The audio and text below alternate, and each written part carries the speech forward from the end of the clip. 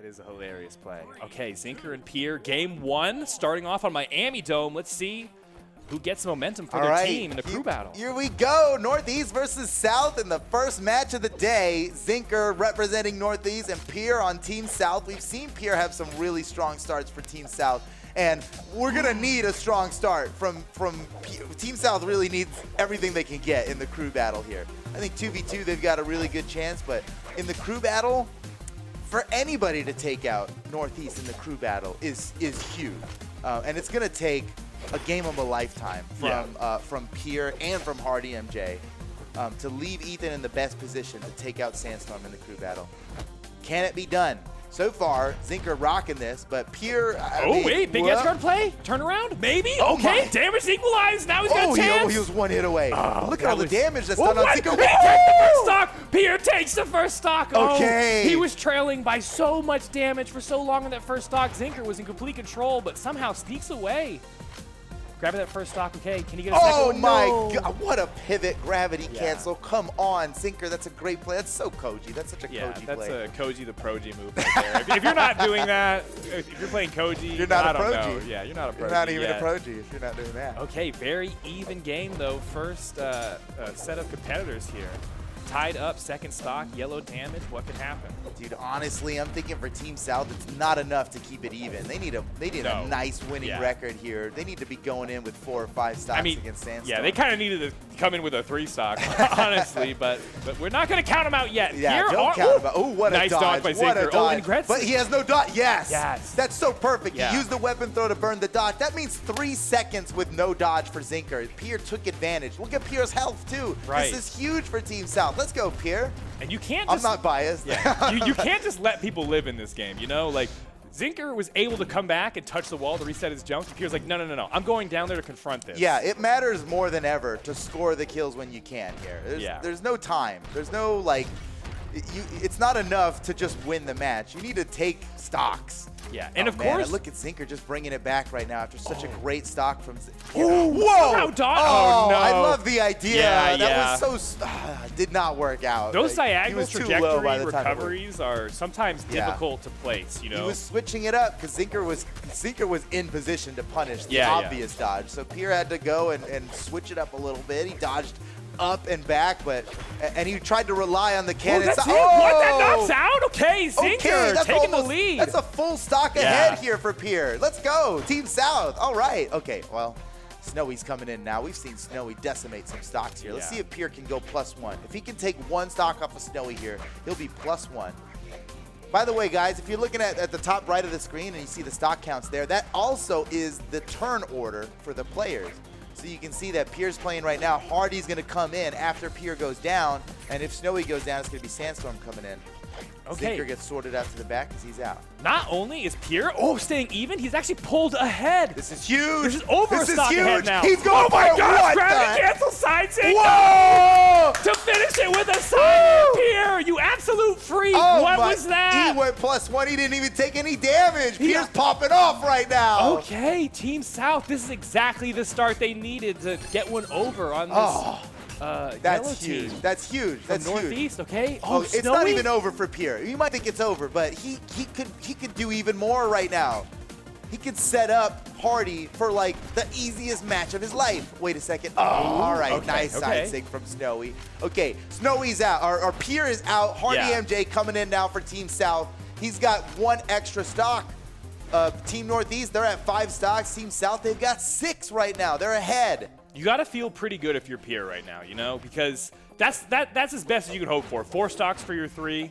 Oh, yeah. That's awesome. That's awesome. I mean, at least you got to take out 3, right? You're doing your job if you take out 3. But Team South, I think they know. We need more than 3. We need to kill it right now. And HardyMJ, same mission for HardyMJ. Take out Snowy without dying. If we can get to Sandstorm with the best possible lead, they might be able to take this. And if they take the crew battle, oh, man. They have a good shot at taking the whole set.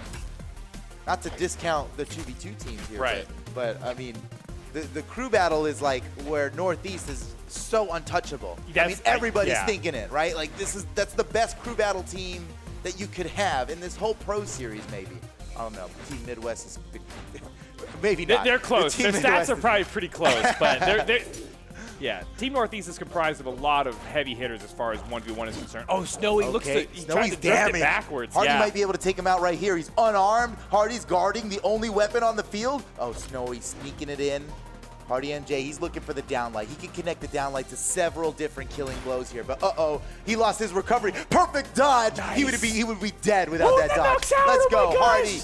Two stocks ahead. 2 stocks right now, but man, he's very damaged. If you consider and you this, still got Sandstorm at the end of the line on Northeast, so you never know.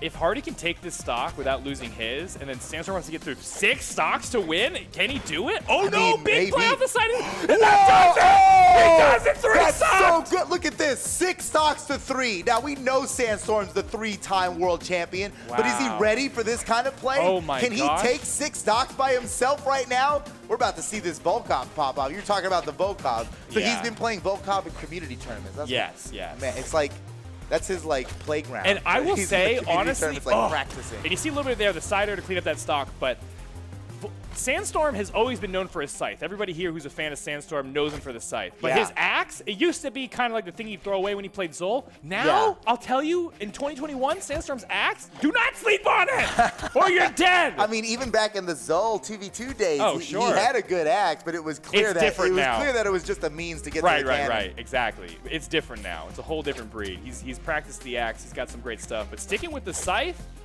oh, dude, Hardy's popping off. Hardy's popping off.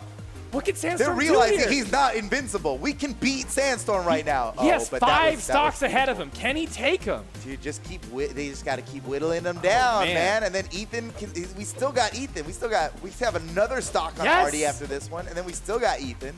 Team South might be taking a game. Remember, it's a best of 3 in the crew battles here, so there still are adjustments to be made. This may be looking like a go next for anybody, but Sandstorm is the only person on the planet who could not. Oh my gosh, HardyMJ! He's pulling out the trophy like they've already won. This is amazing. This is amazing. Team South popping off harder than anybody expected.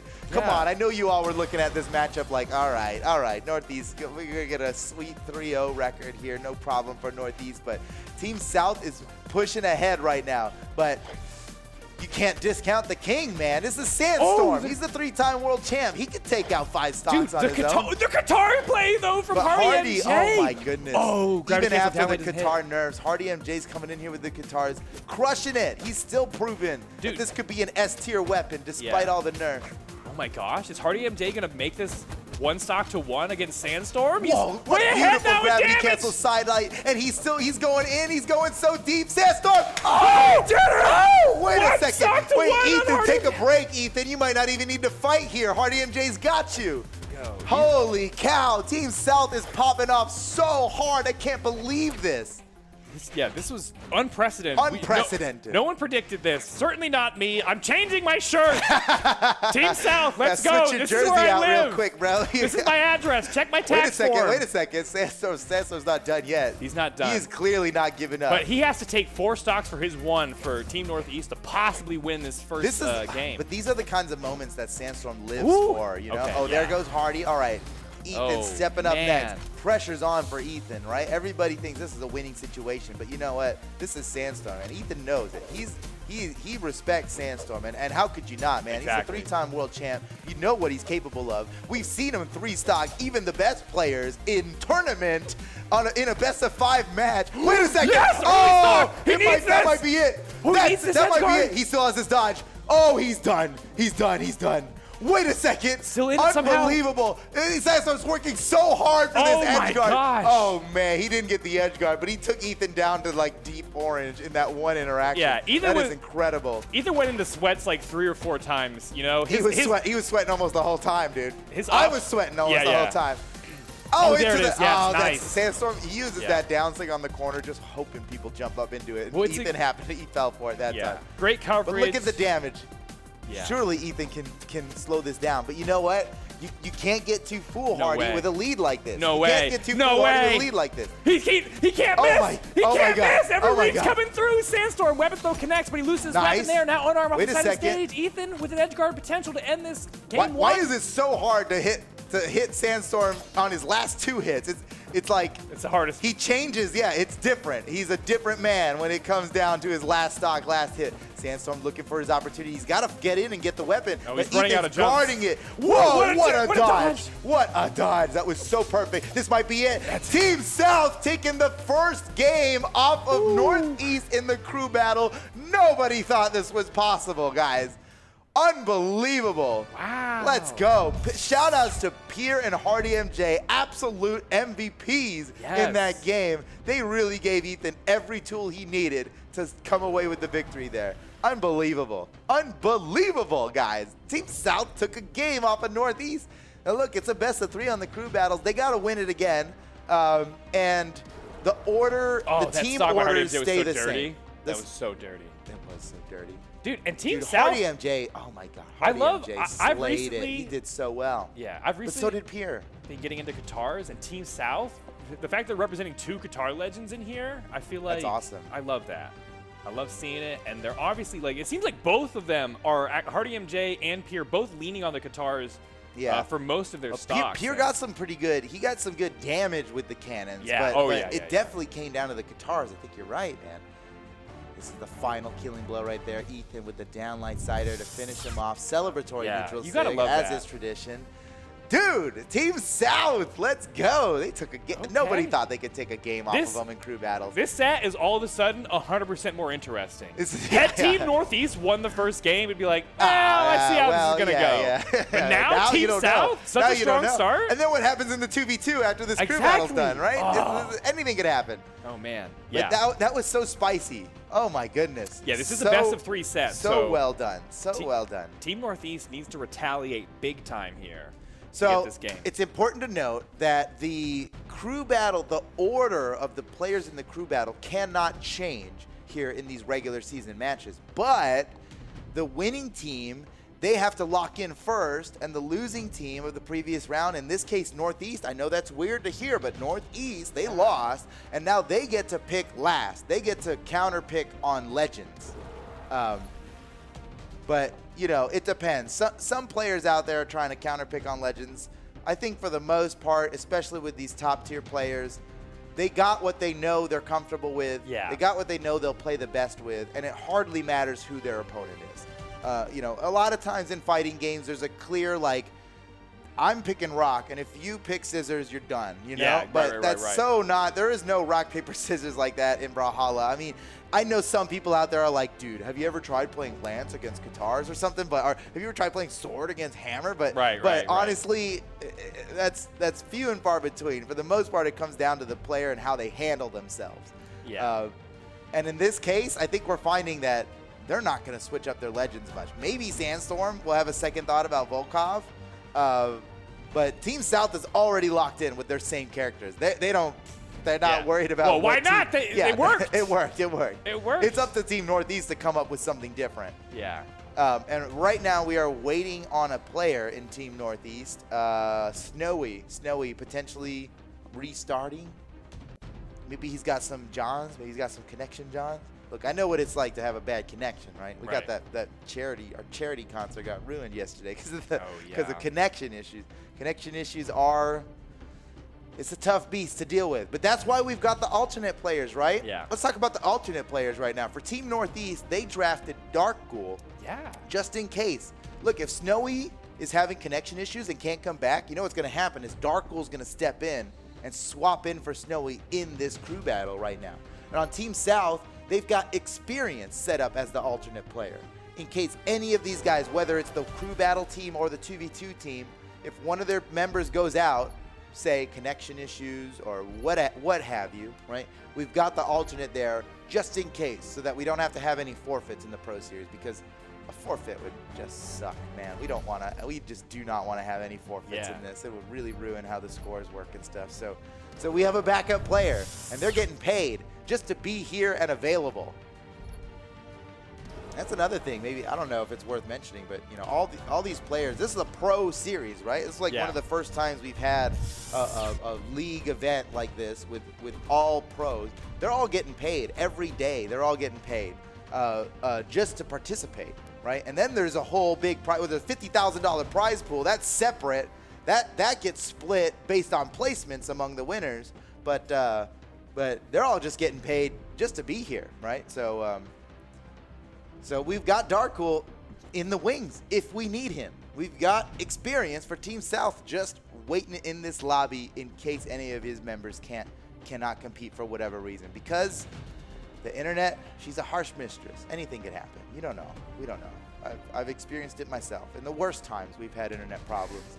And it's terrible when we've got tens of thousands of people watching, excited for what's going to happen next, and then you got a connection problem that ruins it. And then Zeus just throws some lightning at you God, for no Zeus, reason? Get off of our backs, dude. We're trying to compete here. Yeah. All right, here we go. Game 2 of the crew battle. Team South up by 1. They just have to win. Team South just has to win one more time. Yeah. And you know Team South. I'm talking about Team Purple over there.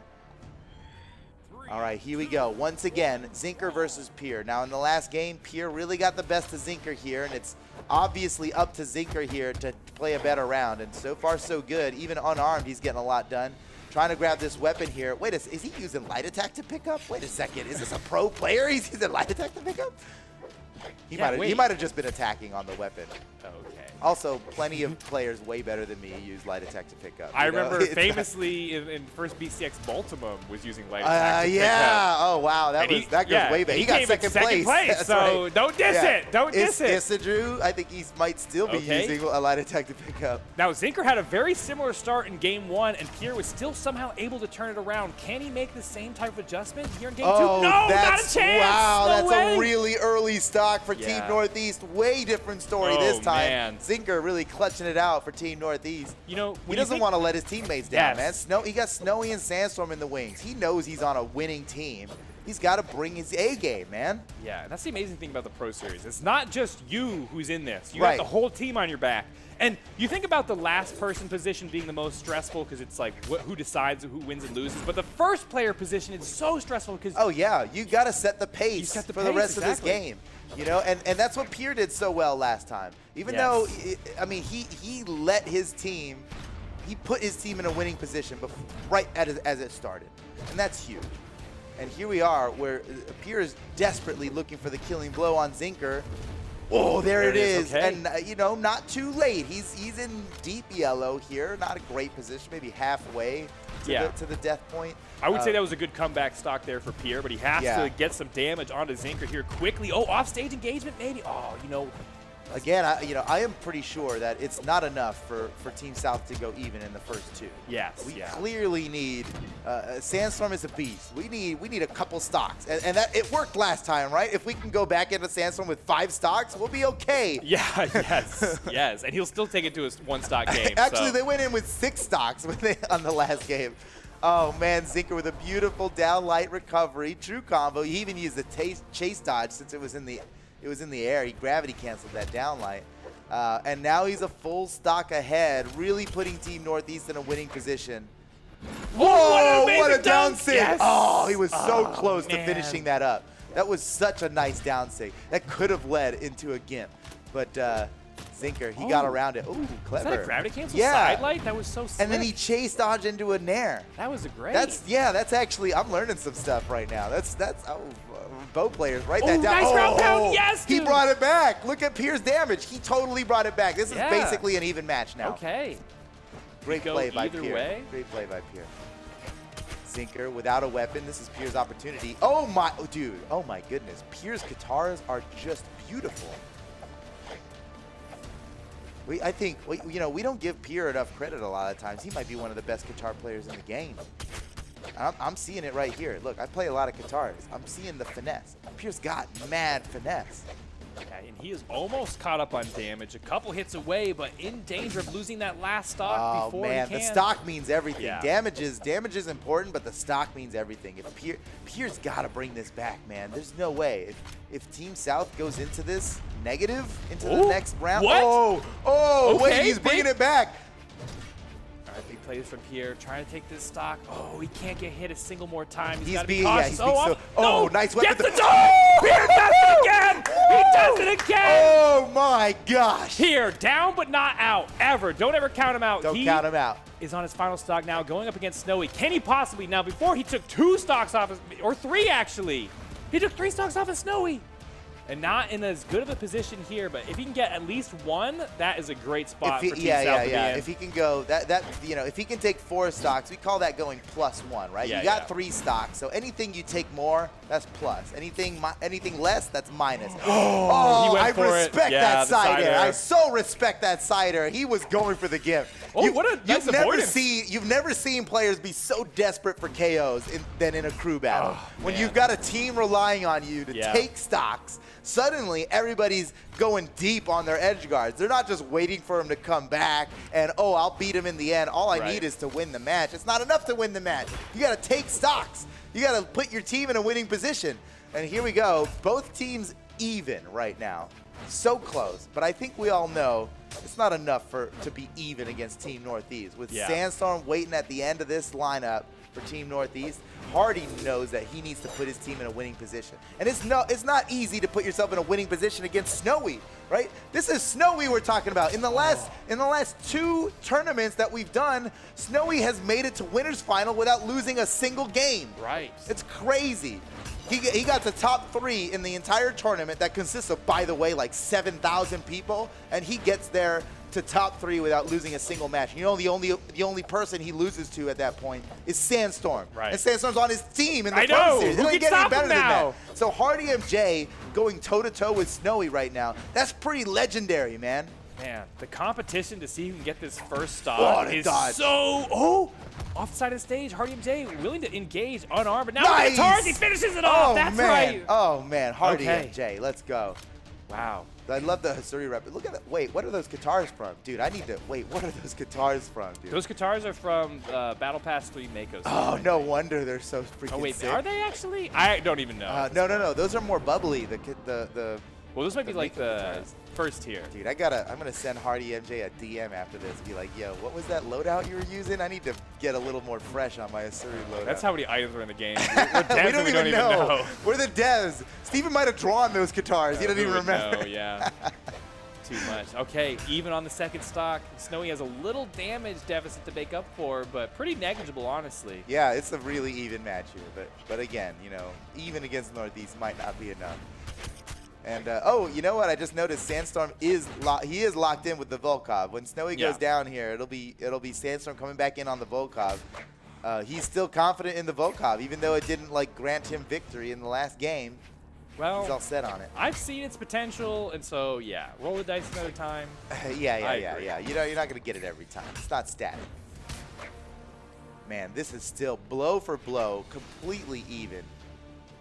HardyMJ. Oh, nice shutdown. You just get a down air or an axe recovery like that? That's one of the most wide coverage moves in the game. Yeah, you got it off start. That takes ultimate precision and timing. Oh, talking about precision and timing. That was perfect. Wait a second. No. Oh, he's still alive. He used his dodge early. He might be. What? Oh, that was awesome. Let me talk about that for a second, dude. HardyMJ, he started with his dodge. A kind of a risky move, but it could pay off big time because it's a 3-second cooldown on the dodge, and maybe it'll be back up by the time you get to the stage, right? It gives you that much more coverage, that much more distance, and that much more options by the time you get to the end. But Snowy saw that early dodge, and he went out there for the edge guard for it. And maybe he fell into Hardy's trap, because as soon as he went out there for it, HardyMJ, with a perfect down air, stuffed his recovery and took the stock. And now he's got an opportunity to push the lead, but he is so deep in the red that Snowy could just take him out, and it won't even be a problem. Wait a second. Can HardyMJ get back from this? Oh, my God. Nice. Dude, the gravity cancel neutral stick actually delayed his it stalled him enough yeah, that was to crazy. dodge the weapon throw. That was so good. Dang, HardyMJ, Take notes, dude. everybody. That is so smart, man. In the moment, there's a million options to take at any moment in Brawlhalla. And these guys are, look, there's so much freedom of movement in this game. There's so many options. It's like, to get edge guards like that is just, oh, there we go. There we go. Snowy takes the stock, and the stocks are even once again. And I know Ethan's in the wings like, oh, boy. It's not enough to be even, man.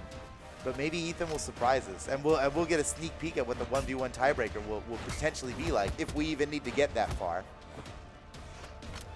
Nice grab of the weapon on the wall. You can do that, by the way. You can be on the wall and grab a weapon if the weapon drop is close enough. Yeah, you'll see these pros, especially Snowy, who's a very throw-heavy player. He grabs his weapon or the weapon spawn at max range all the time. And what he'll do is he'll jump up into the wall so that as he slides up the wall, he's got a little extra momentum, and then he'll grab the weapon on the way up and jump out so he's safe.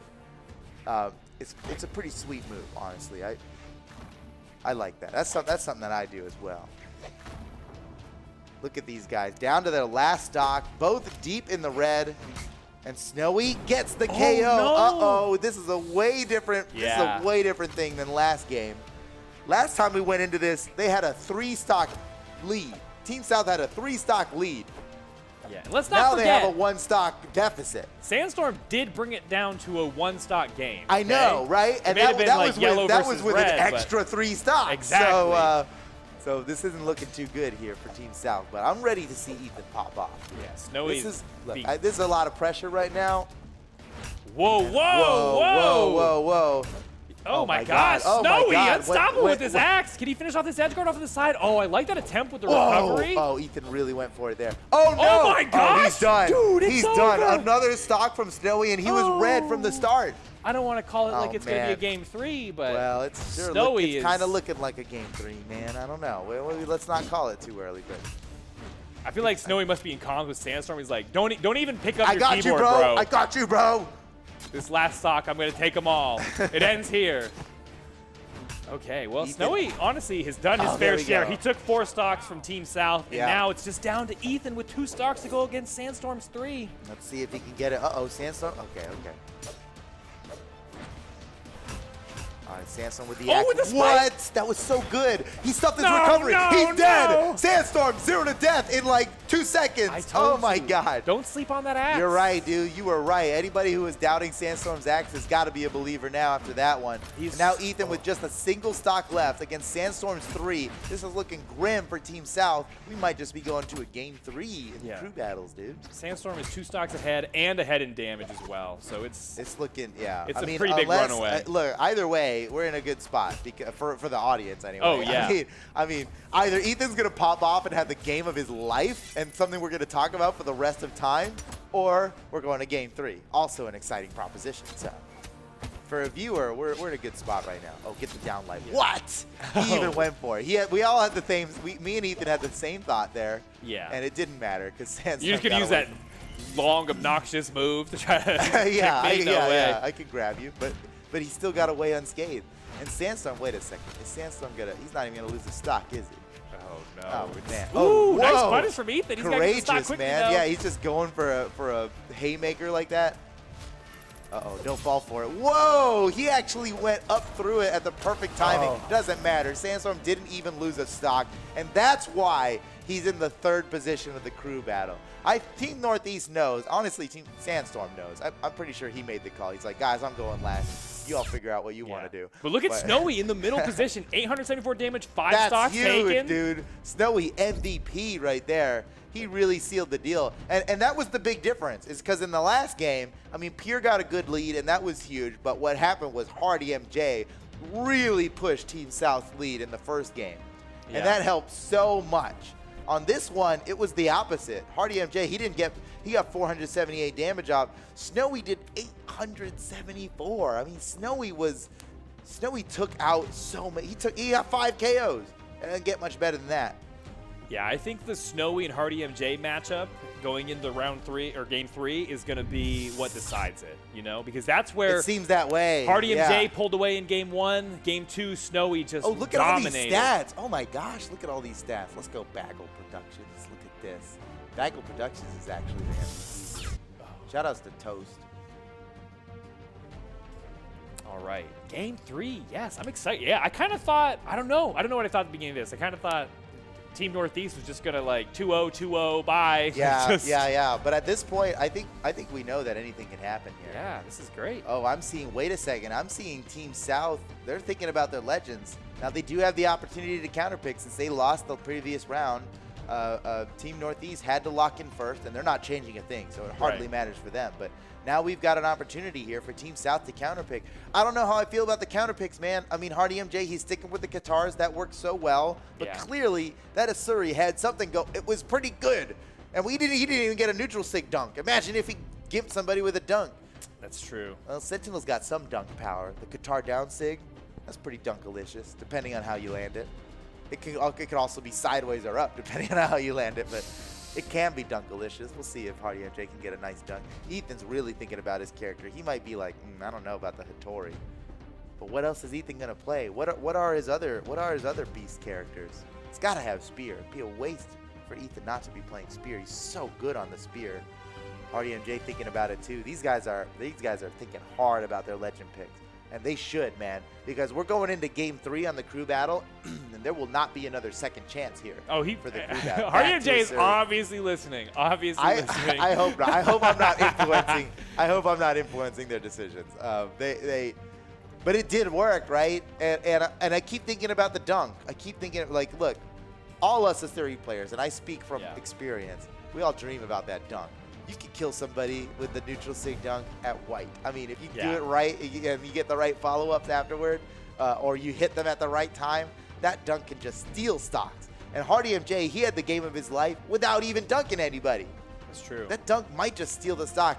You know what it is that it's real hard to land that dunk on these pro players. You might have fun landing the dunk out there in gold and plat, but when you're fighting not only Diamond, but the upper echelon of Diamond, Diamond is like, to these guys, Diamond is like, whatever. That's a given. We're getting into Diamond. These guys are worried about, am I going to hit 3,000 ELO this year? Yeah, right? Yeah, exactly. So for these players, it comes down to these tournaments, right? And Diamond doesn't even mean that much to them. Oh, look at that. No switches, but a skin switch for Ethan. Sometimes that's what it takes, you know? You need to change honestly, something in front of you. honestly, a skin, that could give you a whole new perspective. All right. On the match here. Now, Team South going into this set 0-2 in the Pro Series. You know, they've got a lot to prove here. And the thing is, it's been so heartbreaking because each one of their sets has been so incredibly close that they could be 2-0 right now if just a couple things fell in their favor. And they know that this game 3, you know, sets the momentum for this. This means a lot, man. This really means a lot. I think that's the plan here. Honestly, Team South's plan is probably like, let's win the 2v2 and get lucky in the tiebreaker. But if they win the crew battle, they might not even need to go to a tiebreaker. I mean, Parallel and Noel have a shot against Santy and Simba. I want to say they have a shot because Santy and Simba are an amazing team, and maybe it doesn't even matter. I mean, anything could happen.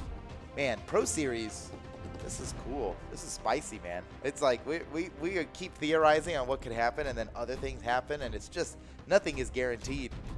Yeah, I mean, in what other situation do you get to see Snowy take 5 stocks in a 1v1? You know what I mean? Like, it just creates moments for people to pop off and really flex.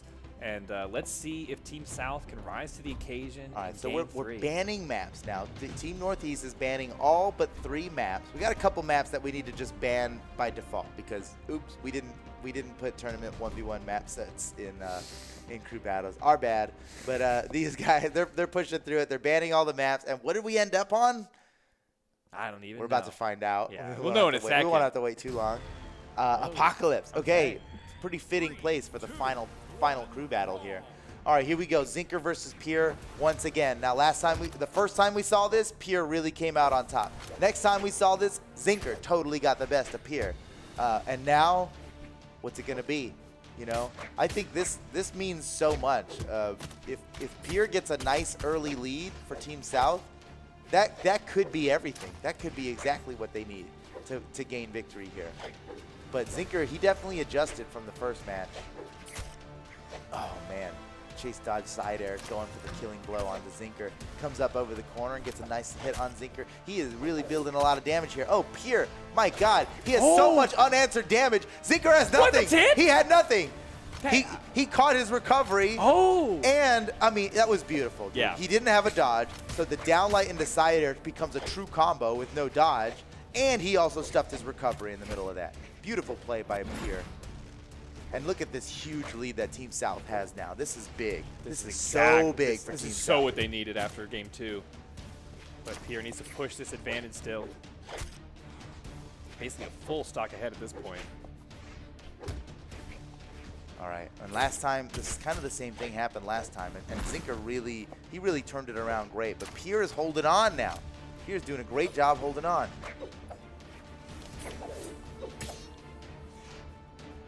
Oh, what a weapon throw! My God, Oh, that was man, so. that's pretty classic. I'm surprised that even worked, dude. That was risky as That's hell. like the first tricky recovery trick you learn is like, maybe I'll throw my weapon upwards to stop him from ground pounding. Yeah. That's a real classic. Yeah. So, able to. Oh! Such a smart play by Zinker, man. You know he's going for the that weapon was drop. such a hard read. Yeah, obviously he's going to try and go grab that weapon right now. Zinker teleported there. No other character could have gotten there in time than Koji. That was that does work so well. Really well played by Zinker.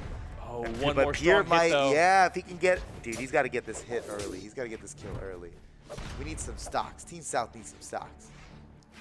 Oh, that's yes. wow. Oh my goodness. Ooh, okay. Wow, 2 stocks for Pierre and 1 for Zinker. Okay, almost a full stock ahead with the damage. What? Oh my! Oh What? no! He keeps What it going. in the world? And the weapon throw hits. What in the world? That weapon throw connected, almost chained into the neutral light, and that would have been just an insane stock. That was from Pierre. already It's insane. Still, but oh my gosh! Double dude, down Pierre, there, neutral pop sig. up, Pierre! Pop Neutral up, light. Pierre! Let's go! Oh my gosh, dude. Wait a second. Another upward weapon throw. Pierre's really getting a lot off of that. Dude, look out, Ho! Pierre is the Dragon Warrior now. Oh my goodness, he said it. Okay, Pierre might actually take. I think he's got it. He's gonna take this stock right here, maybe. One more. Here comes the slide kick. Oh! That's it. Oh! 2 stocks ahead right now. Team South over Team Northeast. But wait a second, guys. Snowy's coming in next. And last time Snowy showed up, he took 5 stocks on his own. So yeah, Snowy's good for 5. Snowy's good for 5. Yeah, Pierre knows that it's like I have to continue popping on, and he can. He's got 2. Oh, I love it. I love it. What a courageous down air, a side air from Pierre. He's going for stocks, man. He's coming out for blood. He's not just trying to slowly whittle him down and maybe win the stock. He's like, I need to delete Snowy right now so that I can maybe take another stock from him before it's too late. Pierre finally comes down to his last stock, and that's crazy to think that South has yet another stock in him. But you know what? We've seen Snowy delete stocks without taking much damage. So Snowy does have the potential to tie up this game right now. Yeah, Snowy can write a check for 5 stocks and just walk right to the bank and cash it. So oh, let's man. not count out Team Northeast just yet. That. Oh, nice. Okay. Oh, goes for the ground pound. Pass the cider back to stage. Nice into the position to get the dragon out there, but doesn't connect. Snowy fighting his way through the gauntlets. Perfect weapon throw recovery. Follow up. Snowy, he gets the side air. Oh my Weapon throw. goodness. Oh, but the turnaround down air. Oh, that was beautiful. Pierre, oh my gosh, he chase dodged up. It was just enough momentum for him to grab the Katars, and he immediately neutralized. He knew it was going to be Katars. He knew that the neutral light would put him in a position to hit. Unbelievable. Oh man, Pierre. We need to go plus. Oh, no. Team no South way. fans. Wait a second. There's still hope. Oh, okay. All right. He did good damage. Even though he didn't go plus in stocks, he still did good damage. He left HardyMJ in a winning position. And Snowy lost his axe. He has no axe. HardyMJ could take him out right now. There's a weapon on the field. HardyMJ protecting it. Oh, he steals it. Snowy doesn't. He's not even gonna get. He didn't even want the guitars. He's still sticking with the trumpet. The old trumpet weapon. All right, Snowy with the gauntlets now. He did so much damage with the gauntlets last time. HardyMJ, he's being careful about this. He knows he's 1 downlight away from taking the stock and putting his team in a big lead here. Snowy is like, he's so familiar with fighting in this position of like, I cannot get hit once or it's over. Okay. There it is. Team South. Now that's the lead for Team South. Yeah, that's basically a full stock lead for Team South. That's huge. Hardy with no weapon. Now Snowy's gonna put. Oh no! Now Snowy's stealing the weapon. HardyMJ, he's desperate for a weapon right now. Wait a sec. Oh my! He can't grab it. He can't even grab it. HardyMJ still no weapon. Snowy is just going. Oh my God! He's going so hard. HardyMJ finally has the weapon. And okay, it's the Katars. It's those really nice looking Katars that I still don't know which skin they came from. If somebody knows, please send me a DM. I gotta put that in my. Favorites. Wait, we don't have favorite. I'm gonna put that in my, up here, right in my head, in my favorites. We should have favorites. Anyway, oh my, okay, it's a tie game now, guys, and look, as a Team South fan, I'm a little worried. I think a tie game's not good enough. We need to go into this with a huge lead like they did in the first game. Oh no! No! The lead is officially gone. How far Snowy's willing to like go backwards on that down signature? I just love that. You know, you can tell his confidence is up in this set now, and that is that's bad news for HardyMJ and all of Team South. Oh my goodness, this is brutal. This is brutal. Man, Snowy is such a good player for the middle position because honestly, he really is. If he was on almost any other team, he'd be probably the last guy. You know, that's true. He would be the the 1v1 specialist He'd be like, oh, we guy. need to rely on you for the clutch. But this is even better. I mean, have your clutch in the second position, and then have your most consistent winner at the end. That's even better. Oh man, is Snowy gonna take another 5 stocks from Team South? I don't know, man. It's starting to slip away from Team South, it feels like. You know, the first game we saw HardyMJ and Snowy go, and HardyMJ like absolutely dominated Snowy. Yeah. And now it's a completely different story. It only took one game for Snowy to like calibrate, and now he's just crushing it. And HardyMJ, I mean, the best HardyMJ can do right now is not get hit a single time and take 2 stocks off of Snowy. That's what we need right now. Yeah. But is that possible? Probably not. That's a tall order, man. I mean, he hasn't taken too much damage on this final stock, so if he can get Snowy down to 1 as well, he could turn this around. Wait! That's exactly what Team South needed. No kill broadcast at the top. We know that was brutal. That's just an SD. Oh boy. Oh boy. Yeah, SD, Snowy down. That's what that was. Oh, man. Okay, final stocks now for Snowy and HardyMJ to decide who gets the advantage going into the last man on the team in this crew battle that decides who gets the point. This is game point for one of them. Oh, man. The pressure is so on right now. You know you got Sandstorm in the final slot. It's like, HardyMJ, he's being real careful about this. He's got to be. Any hit right now, he is losing at the moment, and he knows it's not enough just to even go even, right? He knows that we need to. Wait a second, it's time for a dunk. It's time for a neutral stick dunk. No. Oh, not that kind of dunk. Way. Oh no! No way! Oh no! Snowy took perfect advantage of that situation. As soon as HardyMJ was beneath him, he was like, all right, I got to make this edge guard come through. He threw everything. He did everything perfectly. He took the stock and now has the advantage going into Ethan. This is the best thing that the middle player can do in a crew battle. He came in in a losing position, and then he left his team in a winning position. Oh, Ethan. Oh, big winning position, actually. He takes another one. Is he going to go 5 again? That was so risky, and it did not pay off. That was the worst it could have gone. Oh, boy. Here comes Ethan for another one. He's behind by a full stock now. Yeah, Team South. Even if he takes Snowy out right now, he's still in a losing position going into Sandstorm. Man, and with how explosive Team South was in the first game, it is just heartbreaking to see this. As a Team South fan, I'm dying. Oh, nice. Okay. All right. Get Snowy out of here. Forget what I said. Yeah. My heart is healed. I am ready for Ethan to pop off against Sandstorm. Let's go, Ethan. Best match he could ever have. It's about to happen right now. The whole world's watching. We want to see Ethan take out Sandstorm in the most brutal fashion. Let's go. What a difficult challenge ahead of him, though. Imagine someone telling you, like, all right, you got to fight Sandstorm 1v1. You're like, no, please not. But you have 2 stocks and he has 3. only have 2 stocks. Like, what? Why? Wait a second. Yeah. But is Ethan ready for this challenge? He's looking really so good. So far, so good, man. Oh, beautiful spot dodge from Sandstorm. Oh, man, and his movement is just impeccable. That's what you can expect from the 3-time world champion Sandstorm. Beautiful what a read. Oh, wow, my God. How did you get that? Okay, look, don't worry about the damage, but the stocks are tied up, okay? That's what we need. Don't even think about the damage. Stocks are tied up. Let's go, Team South. Well, stocks haven't been tied up in a while, so good on Ethan for getting us back to here, but he still has a lot of work left to put in. Oh, can he get the punish? Yes, nice. Hits the down he got it that side time. There he got we it go. that time, yeah. Not gonna miss that opportunity. Oh, nice beautiful dodge. Beautiful wow. dodge. I'm a little bit surprised Sandstorm didn't press that advantage off on the edge. I know, yeah. Well, he's maybe a little more reserved now that he's got a team counting on him, you know? Yeah, and I mean, they've got back the lead. when he's flying, he spent all his life flying solo. He would take those kinds of risks, but now he's like, there are several people hoping that I win this. They're relying on me to win this. I know, and to lose in what was handed to Sandstorm would feel like a throw. You know what I mean? Like I know. Everybody expects more from Sandstorm. Okay, Ethan down to his final stock. If there is a hidden power within Ethan, he needs to unleash it right now. There is no more time to waste. Oh, beautiful from Sandstorm. You really can't get hit by anything, and he gets hit by by everything. No! He had no dot. Ethan used the gravity cancel there. And Sandstorm dreams of somebody using a gravity cancel. He starts salivating for sure. Honestly, he knows. He has so many excellent combos locked and loaded if you burn your dodge on nothing. Yeah. Yeah, and Ethan, especially with the spear, the gravity cancel side signature is one of his like premier killing tools. Oh my gosh, what a good punish. Holy cow, Ethan on his final breath. He has to win this for Team South right now, but it's going to require a stock of a lifetime here. He is maybe one good hit away from death, and there's the one good hit, ladies and gentlemen.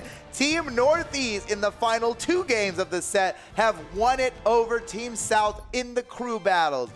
Lock it down, write it up on the board. It's over. Team Northeast wins the crew battles, but the match is not over yet. We're going to move on to the next set now, where it becomes a 2v2 match now. And for Team Northeast, it's going to be Santy and Simba stepping in. And for Team South, it's going to be Parallel and Noel. And now Team South, they have no choice but to really lean on the 2v2 team of Parallel and Noel to defeat Santy and Simba. That's kind of a tall order, man. Santy and Simba, they're a tournament-winning team.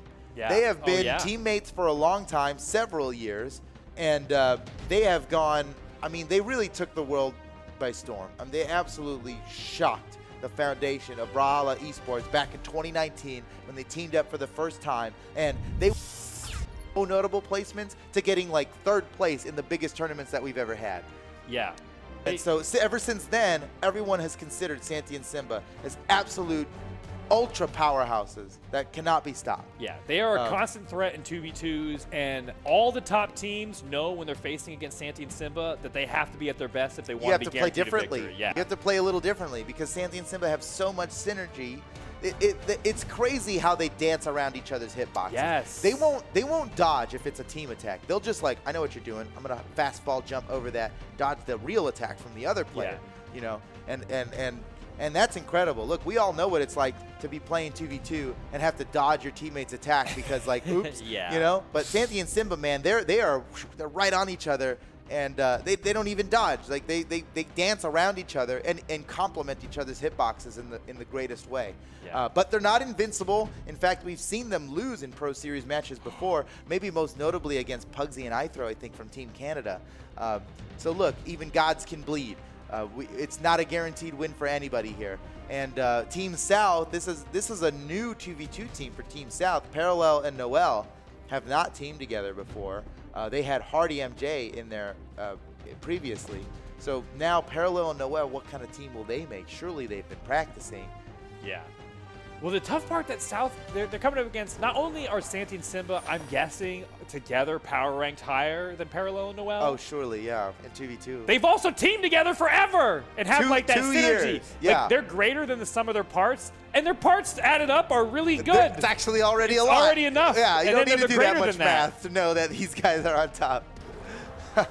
So I'm super excited to see what Parallel and Noel have cooked up. Hopefully, you know, some sort of crazy 2v1 combos, something.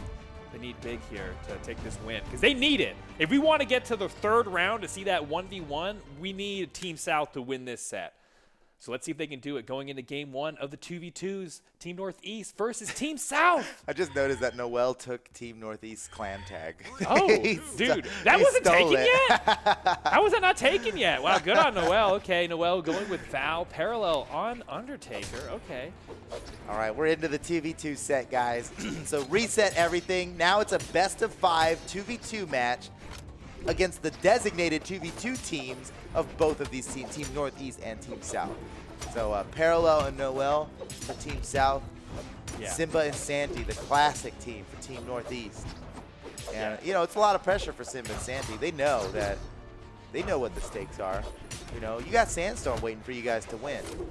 That's a good bit of pressure, right? You got the most winningest player in Brawlhalla history that are being like, good luck, guys. I'm counting on you. You know? What do you do? Oh my gosh, Parallel Noel taking the first stock. That's a huge stock for Parallel. Down air on hammer up in the sky like that. Perfect. Potential for a 2-stock lead. Can they and get Simba, it? No, beautiful wait. punish. It's not enough, though. It's not enough. Yeah, that's the power of Undertaker with all that defense. 2v2, I mean, it works out well. Oh, beautiful play by Noel with the side sig to finish off Santy. And now... And Noel is basically a full stock up on all of Yeah, they both are. team. Parallel's still on 3 stocks as well. I mean, he's really damaged. Noel's got a little bit more room to play with. It's looking good for Team South. Uh-oh, wait. Not looking as good anymore. Uh-oh, wait, Noel, wait. Uh-oh, Noel's in trouble. Yeah, he knows it. He knows it. He went and fast fell. Parallel's going off to the side. He's waiting for Noel to come back before he goes up and engages. Smart play. You don't want to go up against Santy and Simba in a 1v2. They got so many combos locked and loaded. It kind of looked funny just the way they traded off neutralized. Oh no, friendly fire side sig from Noel onto Parallel. Man, Team South impressing me here in game 1. They've got a lead still with damage not stopped. Oh, Santy and Simba, what a nice combo. That is so much damage they got onto Noel right now. Noel was fresh at white health a second ago. That's true. Oh, but Noel finishes off the stock, and he's going low. He wants a gift. He wants Santy and Simba to come down there. Oh, but Simba's so good at fighting gauntlets off stage, actually.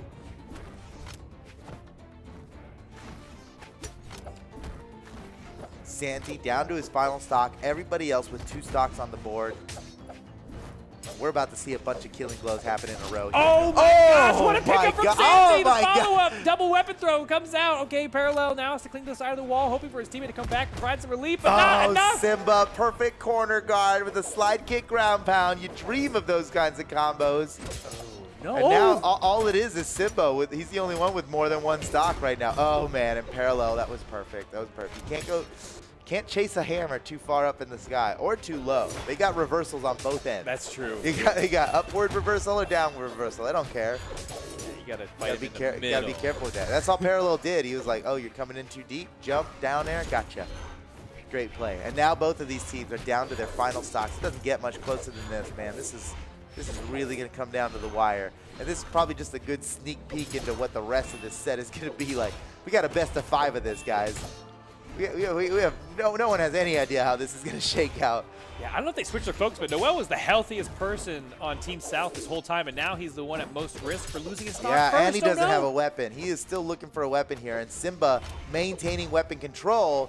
Now Parallel has to kind of take the lead while he's got the only weapon. There's a weapon. All right, Noel has grabbed it. It's anybody's game. Parallel just barely alive. Noel's relieving the pressure for Parallel to come back to the stage. Santy maybe gets the killing blow on Noel. And, oh, Parallel's down. It's all up to Noel. Noel is down. Team Northeast takes the first game in the best of 5 2v2. Dang. Man, I thought Team South had it there in the beginning. But we saw, man, Santy and Simba, they have got so much synergy. They hit a couple of those team combos, which just kind of like propelled them fast enough to catch up and then eventually take the lead. Yeah, the team combo on Noel was really big. It didn't lead to a kill or anything, but it took Noel from basically white to red. Yeah. And it was while Parallel was there to interrupt it too. Yeah, so that's something that Santy and Simba does so well, is that they pull off the team combos in the middle of combat, not while one person's dead and it's only a 2v1. They got the other guy there and they're dancing around, they're dodging hitboxes while continuing their combo and stuff. That's the thing about Santy and Simba, man. Yeah, I think they're kind of famous for like starting a combo, like you said, in the middle of combat when all 4 players are there, and then the partner comes to help out and gets sucked right in. Yeah, we've seen that happen a lot. Oh my God. Happens all the time. Hopefully not the Team South. Yeah. All right, game 2, Team South needs this. It is a best of 5 set, so we've got a couple more games to figure out this matchup, but Santy how much and can Simba, you really count on? You can't afford much against a team of this caliber, so you got to make their adjustments quickly here.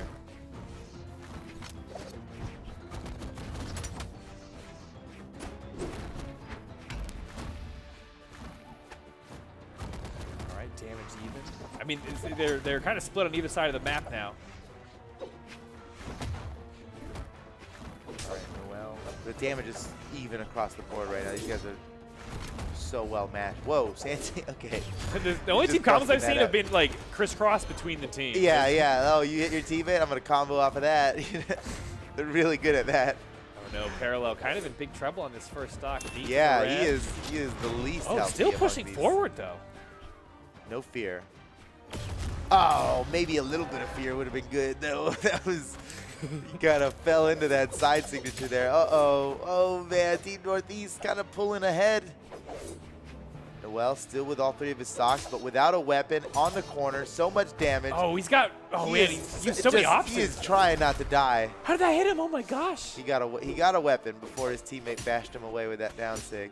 Oh man, he's just. I would not be throwing a weapon if I was Noel right now. He spent so long trying to grab this sword, and the first thing he does with it is throw it. Okay. Nice. Parallel. Oh. Whoa. Noel was just a distraction. Yeah, a little Scooby-Doo move. Breakdance distraction. Who wouldn't get distracted by a nice breakdance like that? Yeah, it seemed like a really bad idea until it turned out to be perfect. Obviously part of the plan. Okay, game's all tied up. 2 stocks all around. Damage is close. Anything can happen in this game now.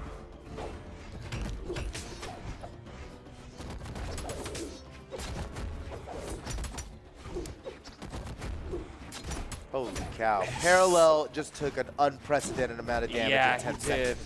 That was so much damage for 10 seconds. I felt like he was getting comboed by all 3 people, actually. Like, he took so much damage there. That sucks for Parallel and Team South and all our Team South fans out there. Oh, no. Nice dodge from Parallel.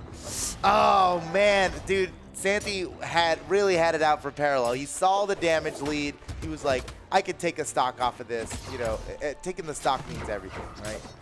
So that's an early stock loss on Parallel, and that might actually be the ticket to victory here. Everybody else is deep in red on their second stock, and Noel with a beautiful neutral sig on both of his opponents is still not enough to take him out. He is really banking on that neutral sig getting stuff done for him. Whoa, no, Santy getting back from whoa. this. Yes, he has enough, but uppercut it through the roof. Now Simba left alone. Oh my gosh. Wait, Noel's in trouble. Noel's in trouble. Oh, the crowd had to finish it. Simba taking the stock. Now it's down to 1 stock apiece for Parallel and Noel. The last hope for Team South. I mean, we're not at dire straits yet, but you don't want to be 2-0 in a best-of-5 set. Yeah, it's not great. Not great. Against the top seed team in the tournament with an undefeated record. Yeah, it's a lot. It's a lot to come back from. Now stocks are tied up. Okay. Team South, they've got as good of a chance as any other game right here to take it. Nice punish from Noel after he neutralized Parallel. Parallel tries to punish for Noel in the same fashion, but couldn't get there in time. Parallel's getting a little Team South is looking rough right now. They're hurting a little bit. Parallel now, he reaches red damage, and Simba with a perfect neutral signature. Oh my gosh. Simba's Hattori is just so solid. It always has been. Oh, it no, never what? Both of them what? Santy! Santy! Oh my god, a double kill in the same move. Beautiful play by Santy. Oh my goodness. I've literally never seen the TMNT avatar cape flag yet. Yeah, it's pretty cool. That's so cool. That's such a great idea to do. We must have put a special case in for like, if you're this. Yeah. Because, I mean, what else is it? No other animated avatar shows you the 4 different frames of animation. Well done. Who was that? Rachel? That was Shout Annie. Shout outs to Annie. All right, Annie. All right, enough patting our own backs. We gotta hype up our boys here. We got BMG team. Parallel and Noel need our support more so than Avatar does. So we gotta. Everybody in chat's got to be with them here.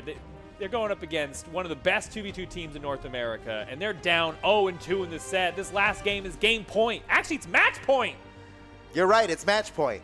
It's match point. If Team Northeast wins this, there's no need for a tiebreaker, and they're up 2-0. So the only thing that Team South can do is win this matchup 3 times in a row right now. Yeah, are we going to be ahead of schedule? Or are we going to a game 5? Come on, Team South. Schedule be damned. Schedule be damned. I'm down for a game 5 and a tiebreaker. The crowd will understand. Yeah.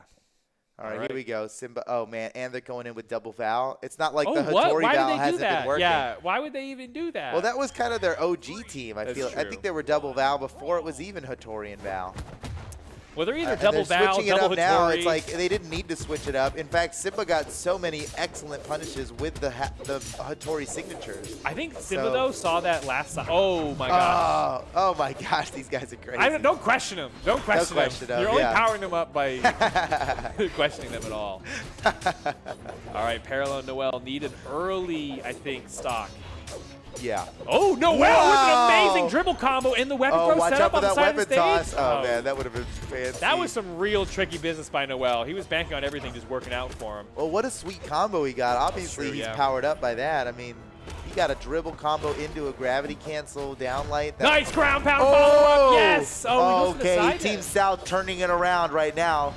Okay, this is exactly what they needed to keep themselves in this set. I mean, they've got the whole team. They've got all of Team South and everybody rooting for Team South on their backs right now. It's a lot of pressure that they'll overcome against such an amazing team in Simba and Santy. All right, off on the side. They've got a stock lead here. They took out Simba. Simba down one stock. Oh, nice. Wow. Team save by Santy. Excellent. And secures the stock. And a second one to follow up. And just like that, the stock lead has been reversed. And now Santy and Simba, Team Northeast, are the ones ahead. Santy's still with all three stocks. He gets knocked away, but he's not dead yet. Noel finally finishes them off, and that keeps them in a pretty good spot here. It's a tie game. Team South could take the game.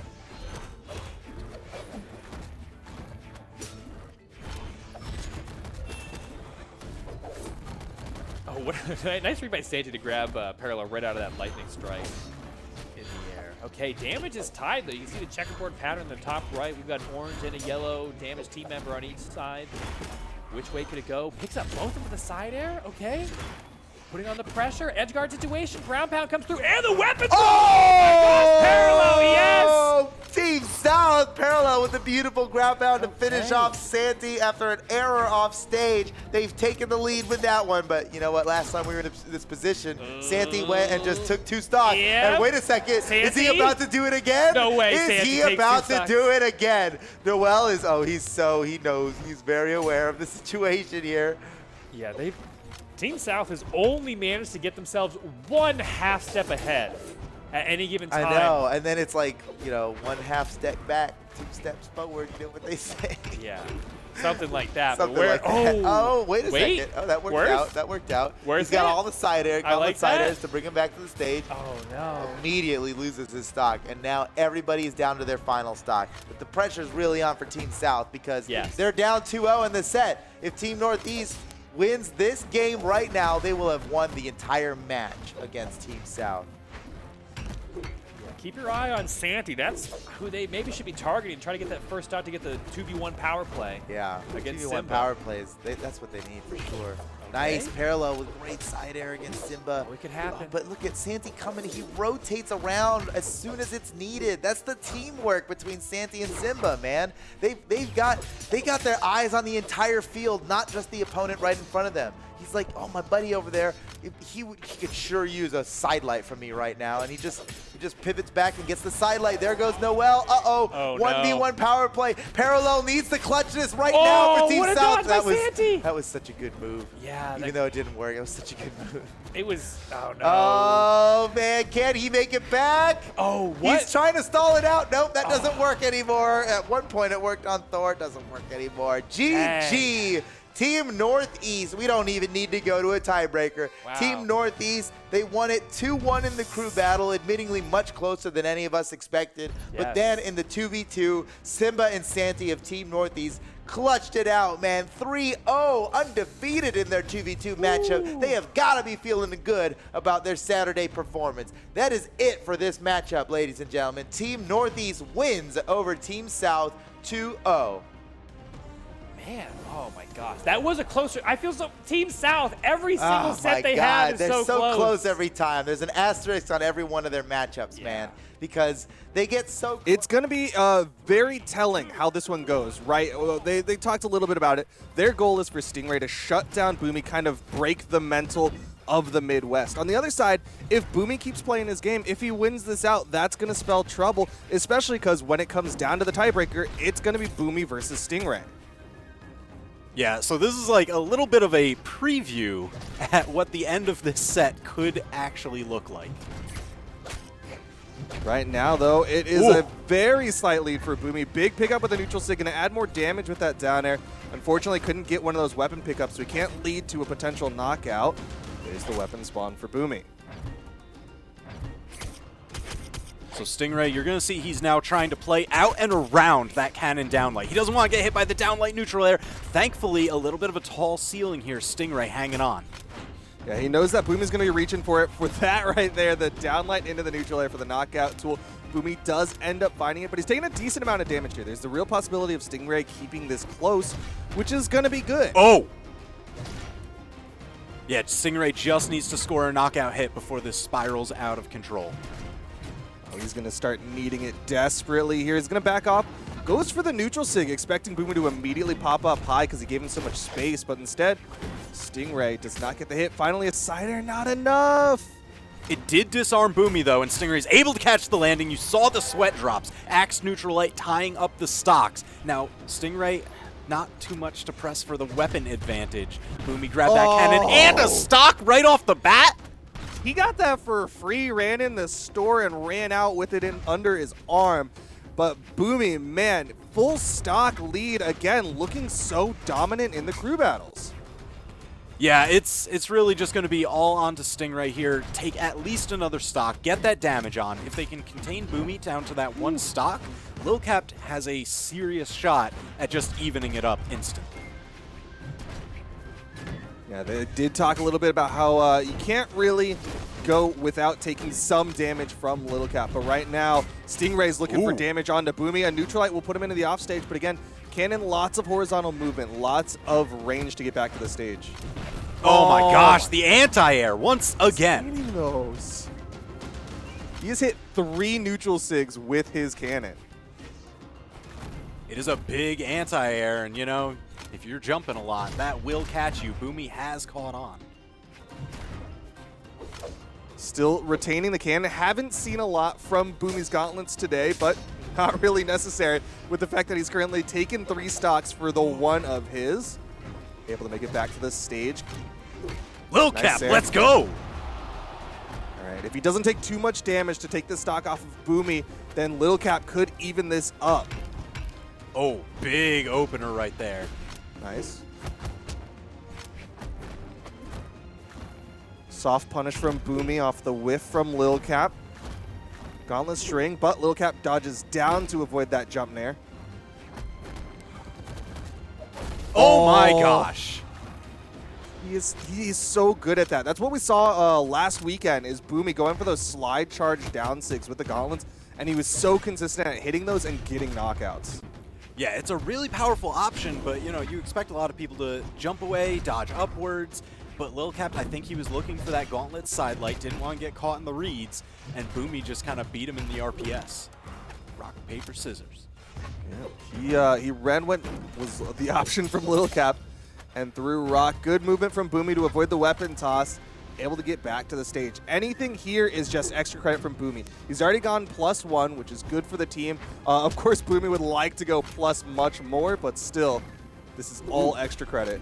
Lil Capped found the dodge down away from that, gets over the signature, a little bit of a punish, still pushing the damage. Like the spot dodge. Onto the sword, this is where you're going to see Lil Capped with some of the consistent knockout options. Uh-oh, no, just back over to the hammer, okay. Trying to deny weapons from Boomi, another side air, and that is going to take Boomi out of it. All right, so they managed to keep him at just a +1. Depending how much damage Lil Capped... commentator's curse. Sorry about that, man. He's still got one. He's still got a stock. But yeah, Lil Capped still needs to bring this one back. This is a solid lead for the Midwest. Good start from Boomi. That's what you want from your opener player, is someone who can set your team up with a nice lead. So now here's Zacoi, who we saw on both 2v2 teams last week. His first entry into the crew battle format. I'm curious to see how far he can push his luck here. Yeah, I don't think we saw the Sentinel specifically from Zacoi last time, but still, he's doing work with this hammer. He was hitting those N-Sigs. He's just putting out that big damage. Another N-Sig. The anti-airs from the Midwest just shooting out the MDVA. Yeah, this has been big. I really like Zacoi's Sentinel pick. A legend that I feel enough people don't play. Incredible stats, incredible signature kill. He's got to be one of the most slept on legends. Like, everybody's like, yo, this guy's good, and then nobody plays him. Yeah, and just look how much damage he can do. Now set up for ImLlama. I mean, it's 6 stocks to 3 here. Midwest with the lead. Yeah, this is tough for ImLlama, especially coming in with this Thatch. Very low defense legend. I like the read attempt he went there. There's that D-light into the gravity cancel side sig. Not actually a read, but it is unjumpable. Drops the recovery, though. Heartbreaking for ImLlama. Oh, caught the tag, but Sentinel speed and defense focused. Surviving there. Not that one, though. T-Rex gets the bite. All right. ImLlama still has 3 stocks to play with versus the 5 of the Midwest. Didn't take too much damage, but that down sig is going to catch the movement from ImLlama. Doesn't hit the wall, and he's going to fall to the down sig of Zacoi. Yeah, that one, especially slide charge, can be so deadly because you'll get that like downward angle on it. Zacoi used it perfectly. It spikes, man. It's so good. ImLlama trying to find some sort of purchase here. He needs to grab a weapon. It's all the way on the other side. Zacoi grabs it, but gets punched in his face for the trouble. Good spacing from ImLlama. Didn't get much of a punch there, just through the side light, but it actually puts Zacoi in position to deny weapons, continuing to deny. ImLlama is struggling right now. Just wants to get some damage in a weapon.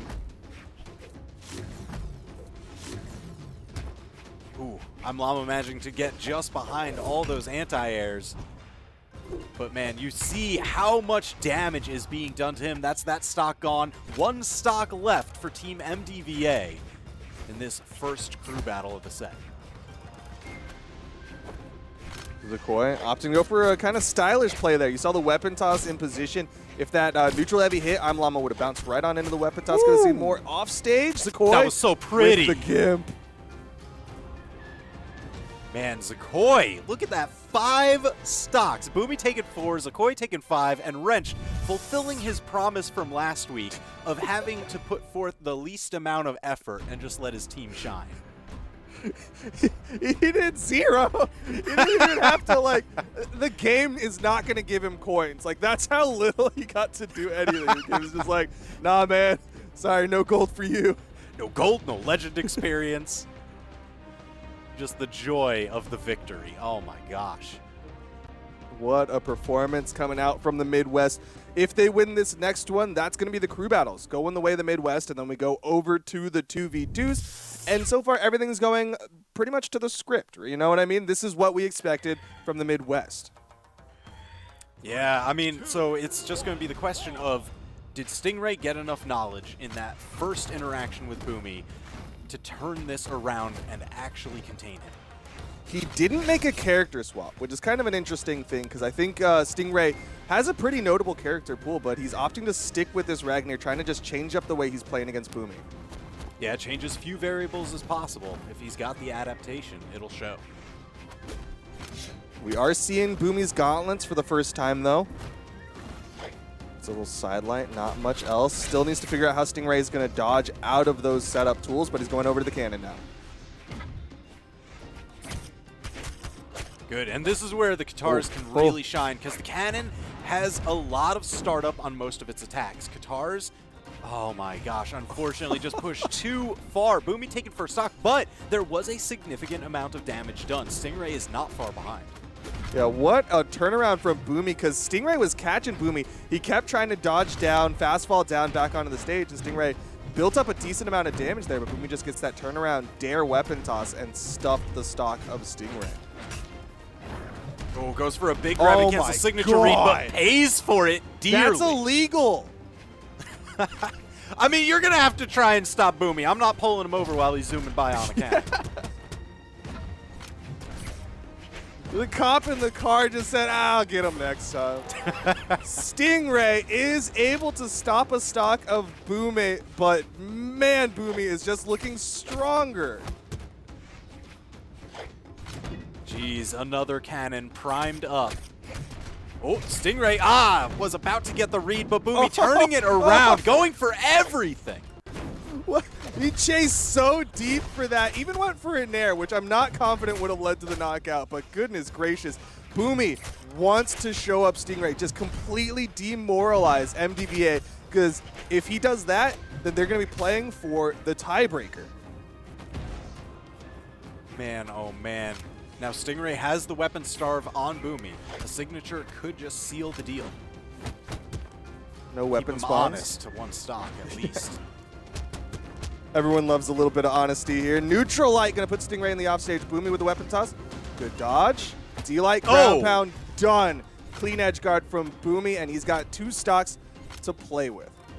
Yeah, you saw how he stayed back from the corner a little bit to ensure that Stingray wouldn't get the line of sight on him. But Lil Capped doesn't even need it. He stares him straight in the face, and there's a bear. Well, looking a little bit like a repeat of the last game between these two teams. Weapon spawn on the right side. Boomie instead still playing this unarmed against Lil Capped, just trying to get that extra credit. Wants to go +1. Yeah, so if Boomie manages to go +1, I know Lil Capped, just grabbing double hammer recovery. Boomie still managing to touch the wall, reset his jumps. The threat was there. Boomie did manage to get back onto the stage, though. Still no weapon for Boomie. Picks up the gauntlets. Gets him the dare. Can't quite reach with the neutral signature. That goes pretty high and far, but Lil Capped able to outspace it. Yeah, this is where crew battles get kind of crazy because you know Lil Capped, he's got to think about Boomie. He's staring him right in the face. He needs to get this stock off, hopefully not losing any of his. But he's also going to have to start thinking about that shift of, hey, what happened last time with Zacoi, and how do we keep that from happening again? Yeah, he's got to have his mind on all sorts of things, but right now he's got to be focused on getting this stock off of Boomie. If he can get it, it will be a numeric evener, let's and go. there it is, the second nair from Lil Capped. The stock count is Celebration even, bear. but he is deep red. Oh my gosh, Zacoi. Yeah, that was almost it.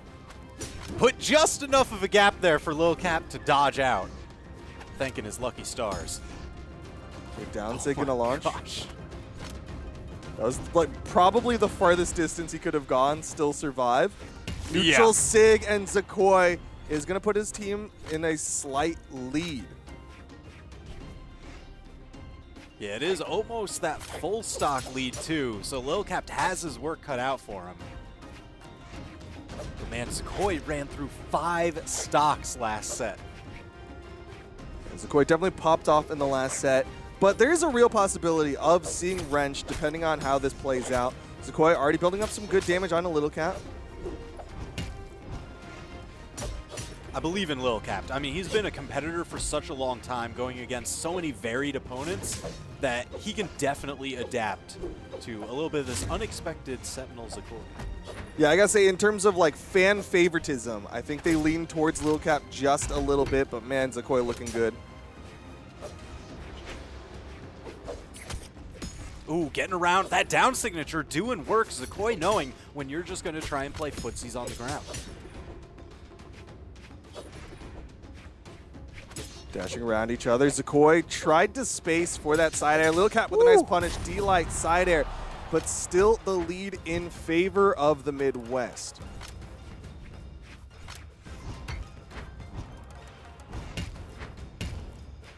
Lil Capped, the one getting the hammer plays right now. Oh, but the big anti-air swing knocking Lil Capped away.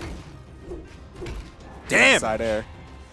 Damage and a stock. Zacoi again in the lead. Lil Capped, no weapon spawns. The juggle from Zacoi going to delay it just a little bit. There's the spawn and a sword pickup for Lil Capped. Good punish on the signature. Lil Capped able to come down and just hit the sword neutral light. The consistent anti-airs every time Zacoi lands. Oh no, but now he's got the weapon advantage. Look out, Lil Capped. Yeah, he was going for the disarm. You saw him throw the sword. Nice downlight side air. One more hit. Forces the dodge with the weapon toss, gets the uppercut. That was the safer option to go underneath, but it doesn't lead to the knockout. He needs his stock. This could be even. Oh, the sweat drops Oh, came good out. spot Dodges the dodge! signature. Perfect punish. What a spot dodge from Lil Capped. Perfect reaction, and this is basically even. Little bit of damage on Lil Capped. He is slowly bringing this back for the MDVA.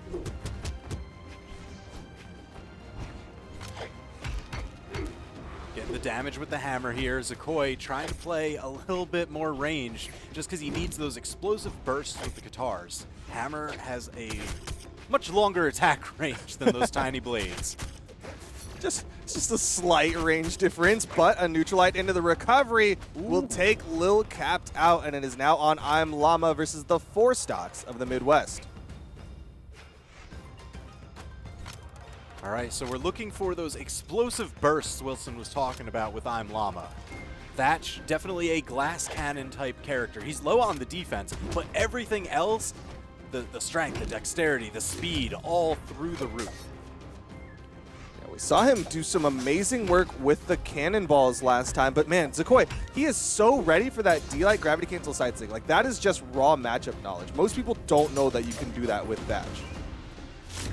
Yeah, and it's so incredibly devastating because it does hit like a truck. Dive kick to touch the wall, but gets spiked. ImLlama chasing him clear to the other side. And now it is a straight 1v1, Wrenched and ImLlama. ImLlama playing for the Game 3 crew battle, Wrenched playing for 1 on the board and going into the 2v2s.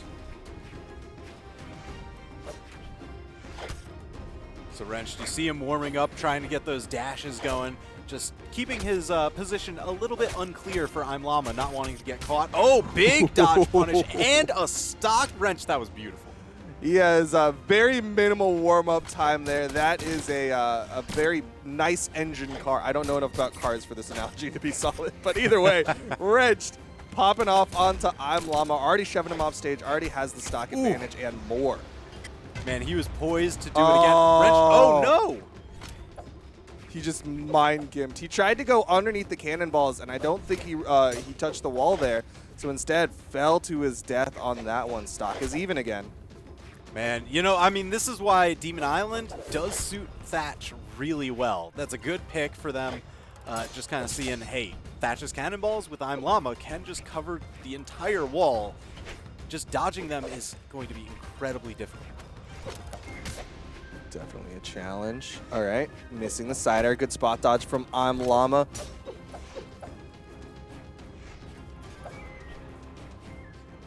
Lots of dashing here. D-Light into the recovery. Wrenched has 1 stock left before he and the Midwest take the game. Looking for it. ImLlama managed to thread the needle, grab the blasters out from under him. But oh man, every hit that he takes is one he cannot afford. Wrench still with a full stock lead. He just ran underneath the cannonballs. You know, if you're going to blot out the sun with massive explosions, he'll just dance in the shade or whatever. Yeah. Just run underneath the shade. D-Light side air. ImLlama going to put him off stage.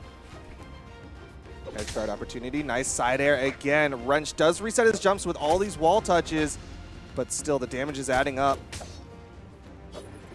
ImLlama trying to make his way back. No, got caught again. Options dwindling. Wait a minute. ImLlama back on stage. Jeez, this is such a seesaw of a match. Wrenched is really trying to finish this one. He is going so deep into the offstage. You see the sweat beads come out. Oh. ImLlama does have the stage, but he is deep red. If he gets this off of Wrenched, Let's go. he's got a perfect stock this. All we need is just 1-0 to death on ImLlama, I believe. The Thatch 0 to death. Never before seen. Just barely out space. You see the dash back. know. The respect. He has to give it. Oh, man. A weapon toss could do it. ImLlama just over it. Oh, Weapon steals denied. the weapon. Wrench just continuing to build the damage. The dive kick just kind of set him off position. A D-Light for Wrenched. Could be the game. ImLlama's avoiding him. Oh, no! Side air from Wrenched, and the Midwest is going to take the crew battles. Man, that was so incredibly close. The strategy starting to pay off for MDVA, but it was just short of making the turnaround. I feel like if they had one more game in them, they certainly would have been able to turn that all the way around. But now it's going to fall into the 2v2, where they have the tried and true combo of Remmy and Cody Travis to put one on the board. Man, you got to give credit to Lil Capped, though, for that one. Putting 700 damage on the board. He really made that one even. Even in the straight 1v1 where he's going up against Zacoi, he was still keeping that one close. Wasn't let Zacoi get too much of a lead. Yeah, it really is just coming down to Lil Capped having turned that one around. He was able to contain Boomi, contain Zacoi, which was a problem in the first game of the crew battles. But, man, always just got to keep looking forward, and what we have is a best-of-5 2v2 set against these two teams. That's right. If the Midwest wins this best-of-5 2v2s with their team of Phazon and Tiffany, then they close out the day with another victory on the board, putting themselves up 3-0. Otherwise, that means Remmy and Cody get the W for MDVA, and then we're at 1 apiece. So we go to the tiebreaker with Boomie and Stingray once again. Ooh. Man. And, you know, we got a little bit of the preview at the start of those crew battles. So hopefully this does end up going, and, you know, that was enough information for Stingray to formulate a game plan going into that. Yeah, he does get... Go ahead. Yeah.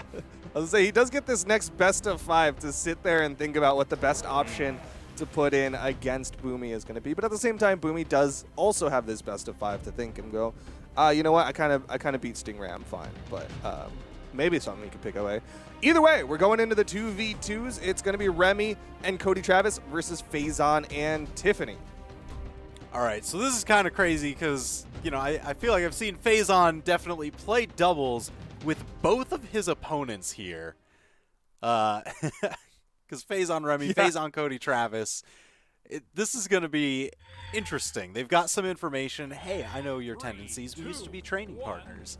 And now they've got to fight it out. Phazon teaming with Tiffany here. What do you make of this? How is this going to play out? It's definitely going to be a lot harder, right? Like, kind of to your point, Phazon, Cody Travis, and Remmy, very established in the North American 2v2 space. On the other side, Tiffany, she's had some great moments in the 2v2 space, but still generally inexperienced compared to the other 3 powerhouses. Oh, great alley-oop handoff. And right now, Phazon and Tiffany have a sizable damage lead for themselves. Yeah, they're doing pretty good. Nice pickup from Tiffany, and Phazon going to get one on the right side. Remmy and Cody Travis, I think a lot of people were expecting them, myself included, to completely dominate and shut this one out. But man, Phazon, Midwest made a really good decision putting Phazon into the 2v2s. Oh, and disengaging over the other side, but Cody was there to... Oh my gosh. I can't believe Phazon managed to survive there. He needed the hit for the chase dodge. Oh, Cody almost took him out. That ground pound was set up ages ago. You saw the sweat beads, and man, the nair into the chase dodge, saving his life. Unreal. Oh, a little bit of an alley-oop, but Phazon, man, they were able to save the teammate just in time. Yeah, that was a really good interrupt from Remmy to deny that side air. You saw Tiffany in position for the follow-up. So now it's 2 stocks all around, but that damage gap is just pushing further and further apart. Cody and Remmy are split up. See Phazon coming, trying to go for that neutral signature, trying to catch Cody from behind.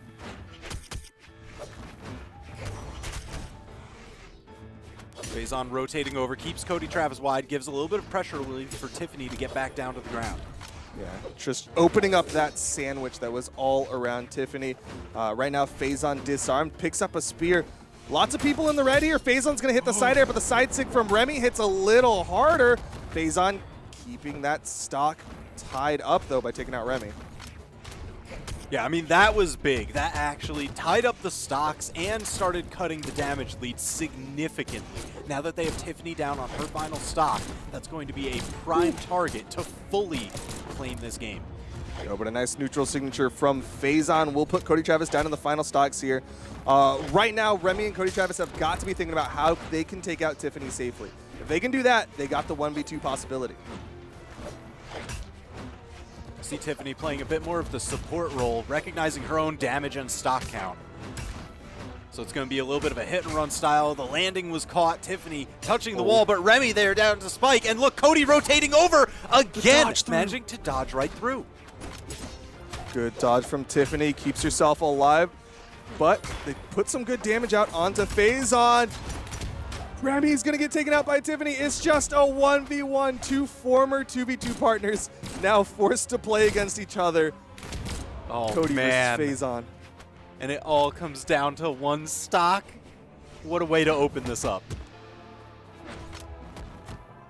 Slight health lead for Phazon in this final 1v1. Who's gonna take? Oh, Oh, dunked. what a chase! That was big. Yeah, take a bite of that pizza. You earned it. You know, I didn't think Poe was a big pizza guy. I thought he was more into dumplings, but you know what? I guess as a panda, you'll probably eat anything. It's, you know, if it's there, you'll have it. I will point out, I love the thematic picks on this. We've got Team Walking Dead versus Team Animated Animals. Yeah. That is really cool. All right, so yeah, then I guess that makes sense why Phazon also has that pizza emote going on, because, you know, Tiffany wants to throw down, share a couple slices. Absolutely. Maybe they get both Remmy and Cody Travis. Maybe they share a slice with the share a slice emote. But starting off game number 2, again, this is a best of 3. Right now, if Cody Travis and Remmy can win the best of 5, then we go to the tiebreaker. Otherwise, Oh my gosh, the taking it Remmy focus to on Remmy is ridiculous. yeah, that's a lot. The chase. Jeez. Yeah, Phazon is just full bore right onto Remmy. Just, oh, you're playing a low defense legend here? Let me, or at least the less tanky of the two. Yeah, that lack of defense from Remmy is going to be a punish point. Tiffany and Phazon able to put him down to the second stock already. It's not even that low. It's just Cody Travis, you know, playing the Rick. There's just a ton of defense stack there. It's tough to cut through those stocks. Remmy fast fell just a little too early. He was trying to go for the recovery off the neutral eye. Oh.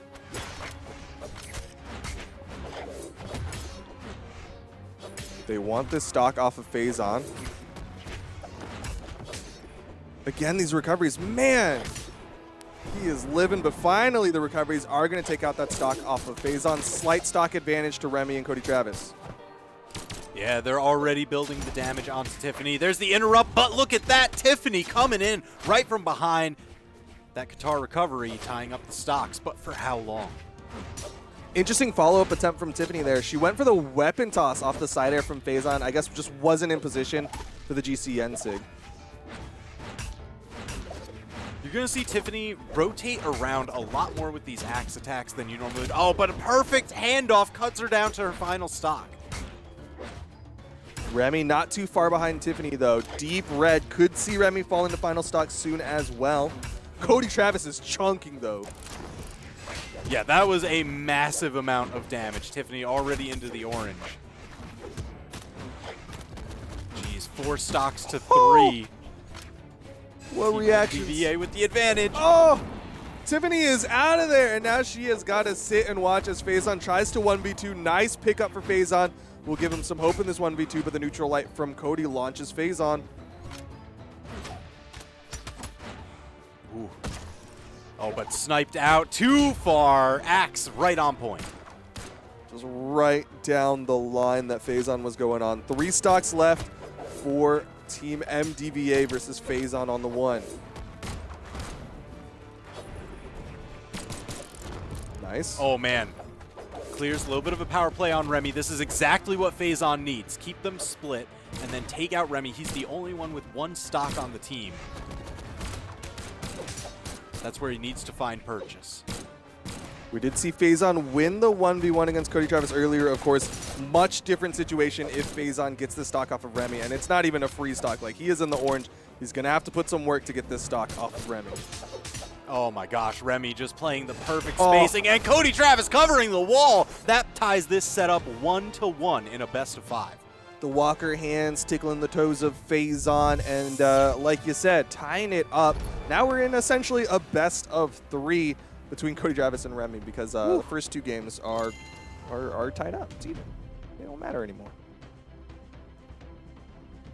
Man, so just one step closer to potentially pushing this all the way to the tiebreaker. You know, Remmy and Cody are just looking, all right, yeah, that game went great. Let's just do that again a couple more times. Yeah, just more of that. Remmy, you gotta give him some credit though. There. Phazon, look at his light attack accuracy. Absolutely ridiculous, but geez, Tiffany's up at 67% signature accuracy. Whenever those get brought out of the book, they're sure to hit. Yeah, she's doing a really good job of using it to like catch movement or as a follow-up off Phazon. That's why you'll see that kind of slightly higher accuracy, just because she's not throwing them out raw as much as some other people will do. Oh, big stage change-ups. That's interesting. In the works, though. Great Hall, Miami Dome, a lot of soft platforms, and we're opting for even more. Yeah, they left the 2 tri-plats with Great Hall and the other one, and left Miami Dome, which is very often considered a tri-plat just because it's got 2 big and high platforms. 2, 1, brawl. So you see those side platforms, they're going to suit the Axe players here very well. Tiffany, Cody Travis, oh my gosh, the synchronized neutral lights. But they're going to be looking for the side light into neutral air, into the ledge cancel down light. Oh no, what just happened? He was so hungry for the stock of Tiffany, but then Tiffany dipped past. You saw Phazon put out the pressure. Remmy going to fall at the top of the map, and suddenly this is a massive lead for the Midwest. My gosh. Well, if you were looking for a momentum shift, there it is, full-on whiplash. Remmy and Cody Travis, they did so incredibly well last game to tie up the set, and now just have game 3 turn like this. Yeah, J.K. Simmons is just right in their ears, screaming his head off. Big recovery attempt from Cody Travis, but couldn't lead to the knockout. High ceiling on this map, but that one will take down Phazon. All right, starting to cut in. Remmy looking to catch the landing.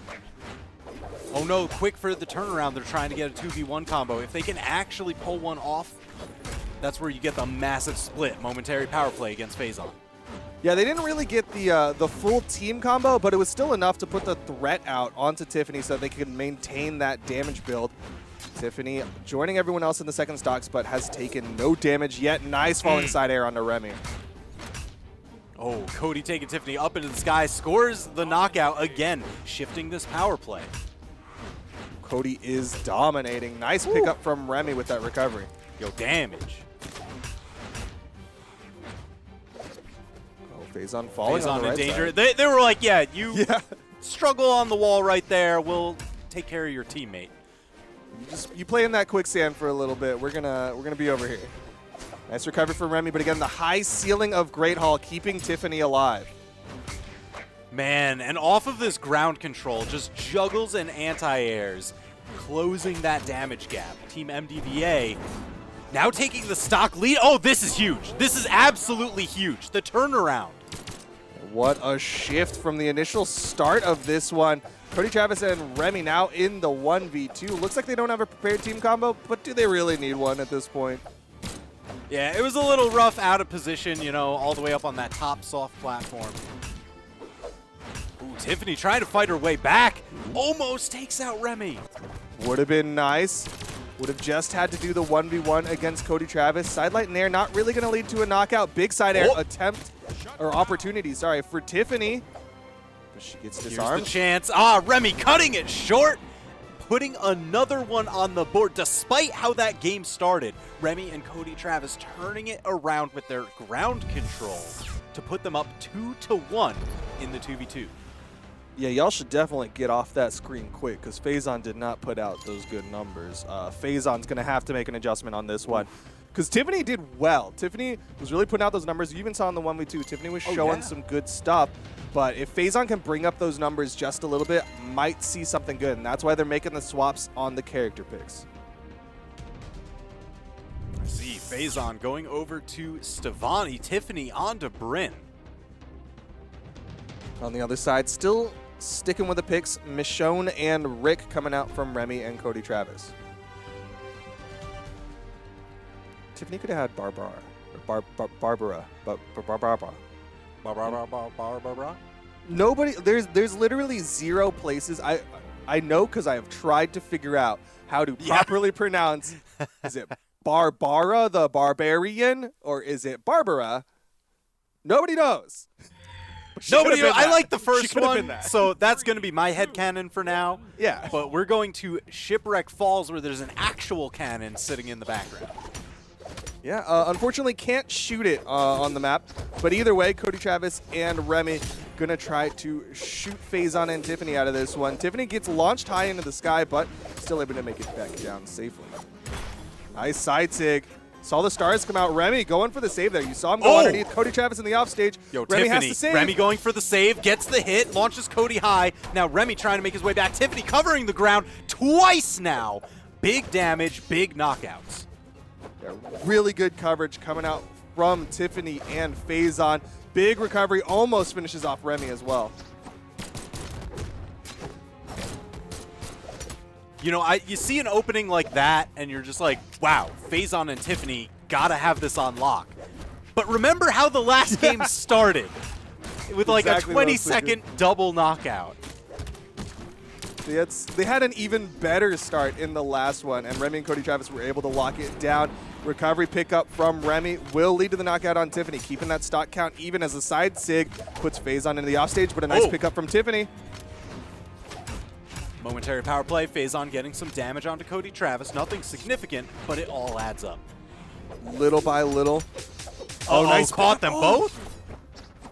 The D-lights there for sure would have led to the knockout, but Tiffany just slightly out of position for that one. Cody Travis and Remmy thinking they're lucky stars.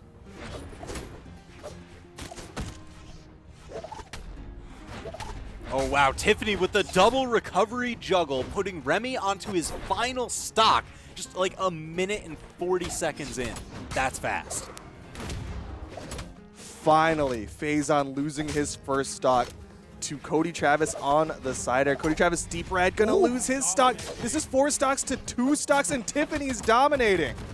Yeah, I mean, she has been taking stock after stock. Ground control to start. Now the aerial juggles. Nowhere is safe from Tiffany. Man, what a great pickup. She was drafted for the Midwest, and clearly they knew what they were doing, looking for a 2v2er with Tiffany. Swaps over to the axe. Oh, they've got the handoff. Nice. There's the alley-oop. Now they've got Tiffany down to the final stock. There is a chance, albeit slight. Yeah, Remy's got to hold on for dear life in the red on that final stock. If Remmy gets taken out, it is going to be just Cody Travis in the 1v2.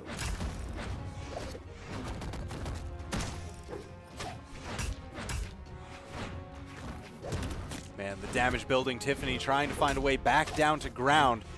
Phazon unarmed. Big hit on Tiffany. It's between the two of them. Phazon, that recovery, not quite enough. Oh, double anti-air. Phazon with the Stevani takes out Remmy, but everyone on the field is so damaged. One strong hit. There it is. Phazon covering the wall with that side signature. Now tying up the set 2-2. That's what I'm talking about. Bring those numbers up, and Remmy and Cody Travis are going to have trouble. Now we're going to game 5, and Midwest can do this. They can shut out MDVA, take the 2-0, and go on with their lives. On the other side, if MDVA wins this next one, we go to the tiebreaker. Yeah, I think this is going to fall heavily to the map pick. I see them banning out Shipwreck Falls. That's the right call. It was Tiffany just, with the extra juggles and covering the ground, but there were 2 knockouts there that happened very quickly where Phazon, with that side signature, was able to cover the entire wall. So you want a little bit more space to be able to play around that spiking kit. Yeah, definitely pick some maps with some slightly longer walls because Phazon hit, I think, 2 of them that basically led to the knockout. One of them just keeping Cody on the side. The other one, 100% knockout on to Tiffany. Or, sorry, on to Cody. So here we are, game number 5. It all comes down to this. Are we going to a tiebreaker, or are we saying, see you next week? Good start so far for Phazon and Tiffany. Trying to say see you later. We got some pizza to eat. Ooh, goes for the signature. Cody just chopping right in the back. Tiffany, first one to fall, 30 seconds in. That was a big shot from Remmy. Nice pickup from Cody and doesn't even put damage onto Remmy. Things looking all right for the Oh MDVA. my gosh, back-to-back signatures for Tiffany. One for the damage, one for the knockout.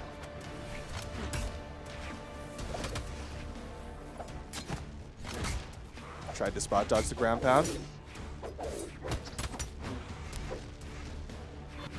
Tiffany staying mobile, doesn't want to get caught by anything, knowing, hey, I can't give up stocks before Phazon at least falls. I got to stick around for my teammate. Yeah, at the very least has to stay even with Remmy. Like, if Tiffany goes down, as long as Remmy is about to go down too, then things are doable for the teams. Oh my gosh, the juggle's all the way up. Tiffany trying to use the alley-oop from Cody Travis to get up. Ooh, nice falling side air from Cody. Tiffany's in trouble. Oh, he hit his teammate. Saved by the friendly fire. Unfortunate. Cody gonna fall there, but Tiffany will fall as well. So 4 stocks to 3, but hanging by a thread. Got to keep an eye on Remmy here.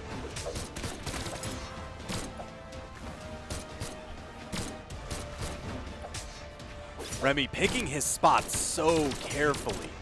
Just playing this so incredibly smart. Knows that if he plays it a little bit safer, knows that if he can extend these stocks, then he can be around to help Cody Travis add up so much damage. I mean, right now, they've been adding a ton of damage. Phazon and Tiffany both entering the red, but Tiffany's on her last stock. So they could just earn themselves the 2v1. Nice punish. Tiffany with the falling side air. Evens up the stock count, but she has got to live. Neutral sig, she's gone! What a swap. Cody gets 1 and then immediately goes for the neutral signature. It's all left for Phazon now in the 1v2. Remmy, fresh as a daisy. Cody Travis still having some help to play with.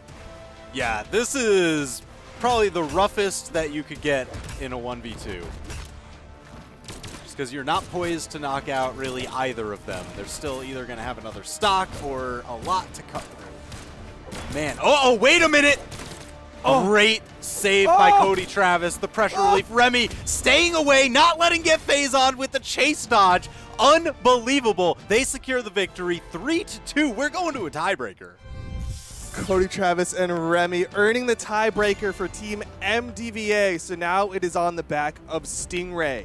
Is it going to be Stingray or is it going to be Boomy to put the team up 3-0 alongside the Northeast? Keep in mind, MDVA winning this will, by stats, be an upset. They are the 3rd seed compared to Midwest as the 2nd seed.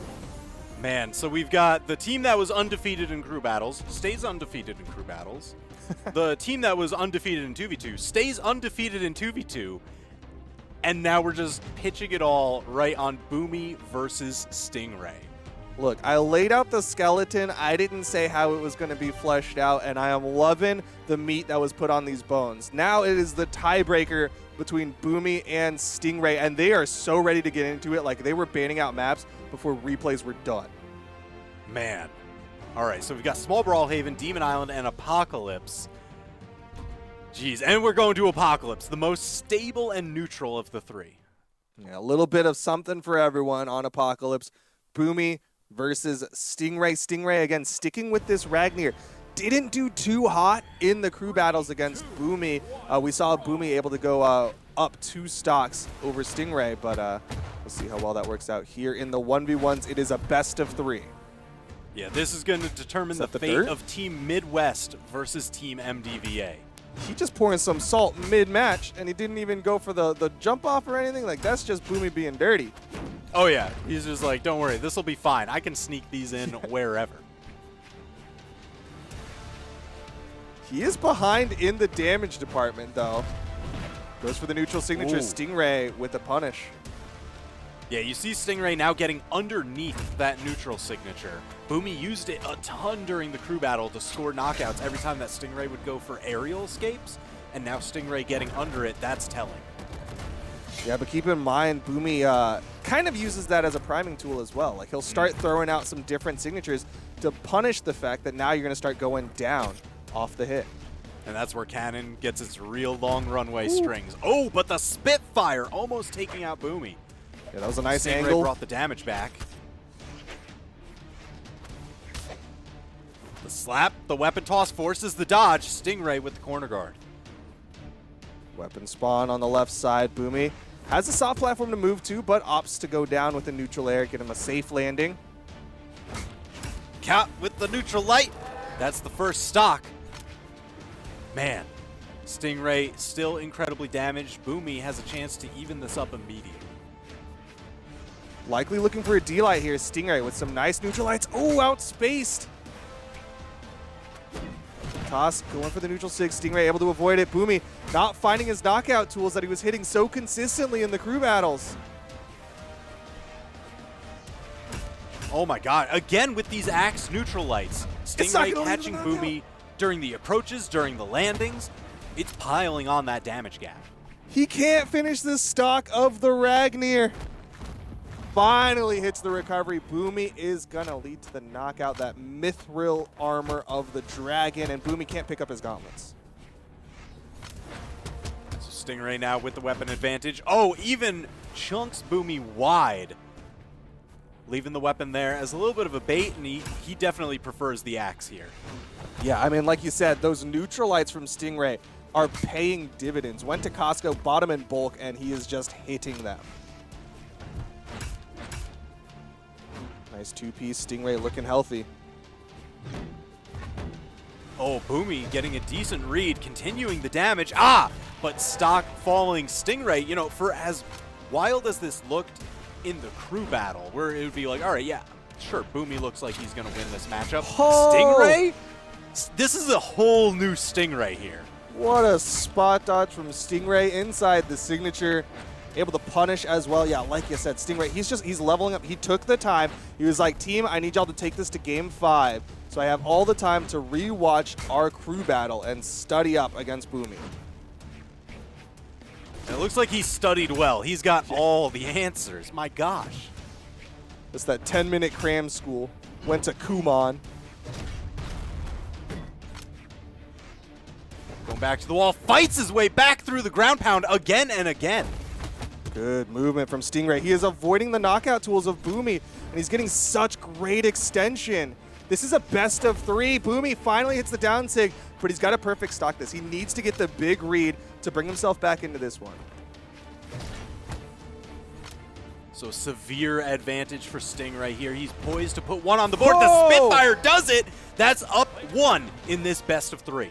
Felt that fire in my soul, and now Boomi has to win 2 in a row to keep Midwest up. Otherwise, MDVA going to win it out in the tiebreaker. Man, Stingray just so prepared for this one. So Apocalypse not an option this time around. We still have Small Brawlhaven, Demon Island, those shorter walls or shorter knockout zones, and then Miami Dome for the odd man out. Yeah, Miami Dome definitely interesting. Small Brawlhaven likely, like, you know, Gimp City, Demon Island, lots of runway. Miami Dome, closer than you would expect horizontal kill boxes, which might be what Boomi's looking for with you know, cannon with gauntlets as well. But on the other side, Stingray, a good side stick from the axe, and you just see stocks flying. Yeah, I think it might have been Boomi really likes Small Brawlhaven, really likes Demon Island, and then this is kind of like the matchup pick. Yeah. You know, he was getting caught in landing by a lot of those axe neutral lights, and these platforms are high enough that axe down light's not going to hit you. Axe neutral light, you've got safe places to land where you don't have to worry about that. It's just a good counter pick option. Very fair. So far, a little bit of damage in favor of Boomi, but really, you're not seeing the momentum that he had in the crew battles. I guess the fact that he doesn't have 6 stocks behind him really changes up his mental. Ooh, just dodging through.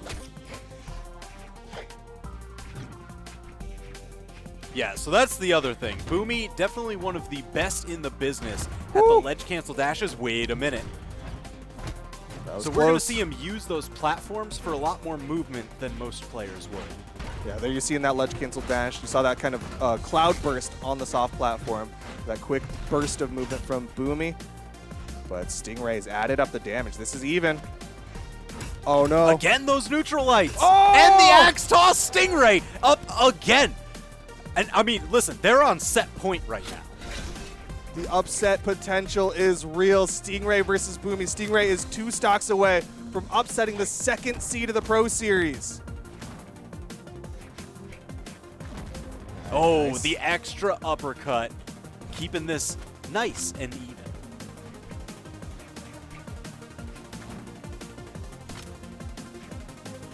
Stingray now on the axe. He's got that range advantage over the gauntlets, but Boomi's movement has really just been tying this up, where it's just, hey, you'll get some damage, then I'll rocket forward with some damage. It all comes into, can Stingray clean up the stock before Boomi gets a chance? Stingray is hating punishes. Boomi has whiffed 2 or 3 attacks, and Stingray is just getting big damage after big damage on it. There you see it again. Oh my Boomi whiffs the gosh. neutralite. Stingray with the punish. Yeah, he just danced around Boomi. He's like, yeah, I know what option you're going for. Qatar recovery. Now he's got like just about a full stock lead. Stingray is running away with this one. 1 stock left, and MDVA gets the upset over the Midwest. Boomi trying to bring this one back.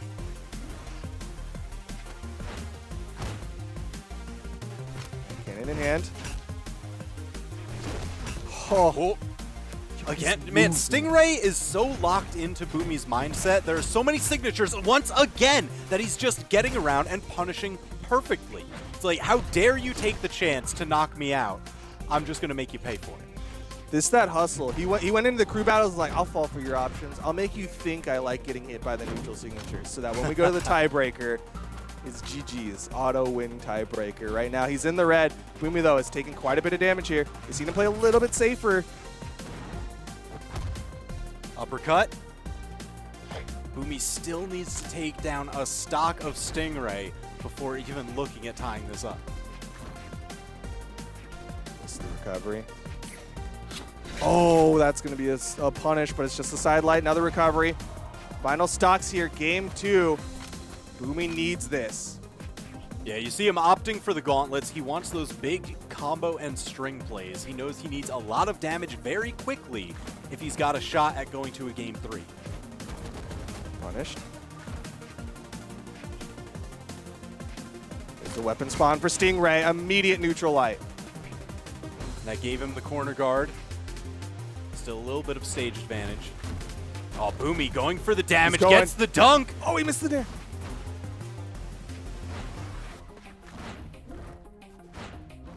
Stingray is trying to dribble Boomi, but man, Down Boomi! six Oh for my Boomi! gosh! I cannot believe he managed to pull that out with a flawless final stock. That down signature, yeah, you were saying those knockout lines a lot closer than you assume, especially when you're that far off stage. He spent 10 minutes not throwing out a single down sig. The down sig button on his keyboard was getting itchy, and he had to scratch the itch. Led to the knockout, and now it is the final game between Midwest and MDVA. Could it be any closer? Man, this is tense. This is so tense. I can't believe I was just watching that replay of Boomi using the gauntlet side airs to knock Stingray off, just backpedaling enough to get the corner so he could dash, slide, charge it off. I mean, that was an unexpected amount of distance. Yeah, he burst out into the air for that down sig, and that ties it up. It is now Boomi versus Stingray. Both teams with 1 game under the belts, both players with 1 match. And now it is all coming down to this. Midwest versus MDVA. Boomi versus Stingray. Man, and they're running it back on Miami Dome. Stingray, you know, I mean, let's face it, 90% of that game was Stingray's. Like, if this was going to judge's decision, you know, that would be like the 10-8 on the scorecard, 9-8s, all 9-7s, all across the board. But man, oh man. Yeah, Boomi got that thankful knockout, but here we are, final one. He's got the cannon in hand, going for the big reads, and again, Stingray able to avoid it.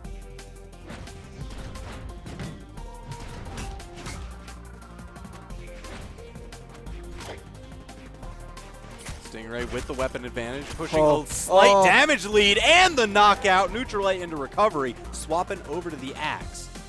1 minute in. Boomi read the immediate neutral light into recovery, so you saw the dodge down. Stingray's like, no, I'm just going to do another neutral light. Catches him.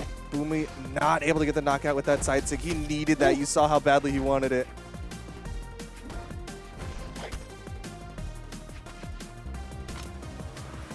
Cannon in hand. Good spacing and able to punish. The neutral layer is still not enough.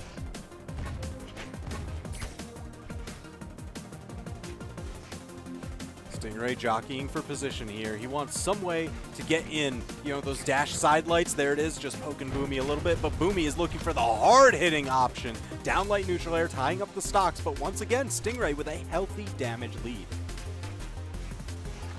This is not guaranteed by any margin. I mean, especially with how we saw Boomi play the final stock of last game, yeah. All right, nice hits. Doesn't get the jump that he was looking for. It's just about tied up. Yeah. 5 gauntlet hits, and Stingray's like, all right, that's 2 axe hits from me, 3 axe hits from Stingray, and the weapon toss. Stingray. He's Actual so seesaw. healthy. You press on the gas, and then I'll press on the gas. We'll just initial D drift down this mountain. It's the Toretto family race right now. Question is Boomi Dom or is Stingray Dom? There's the weapon spawn on the right side. Stingray. There's that gas pedal onto Boomi. He's adding up the damage. Ooh. Neutral sig dodge through from Stingray. He is not getting caught by the neutral sigs of Boomi.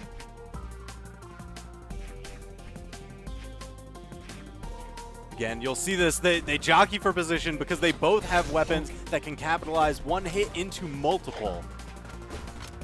Stingray just needing a little bit more damage before searching for knockouts, but Boomi looking for one right here. Sidelight into recovery, ties it up, and starting to chip away at that damage gap significantly. Yeah, that's enough to even it up. Boomi with a nice gauntlet string that time. Waited a little bit there for the movement from Stingray, but didn't quite get the follow-up.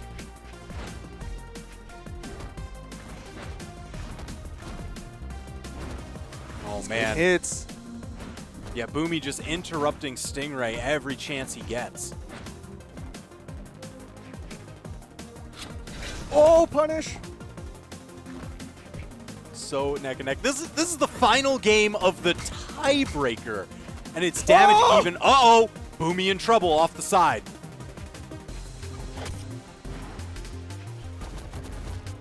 Firing back, a little bit of damage.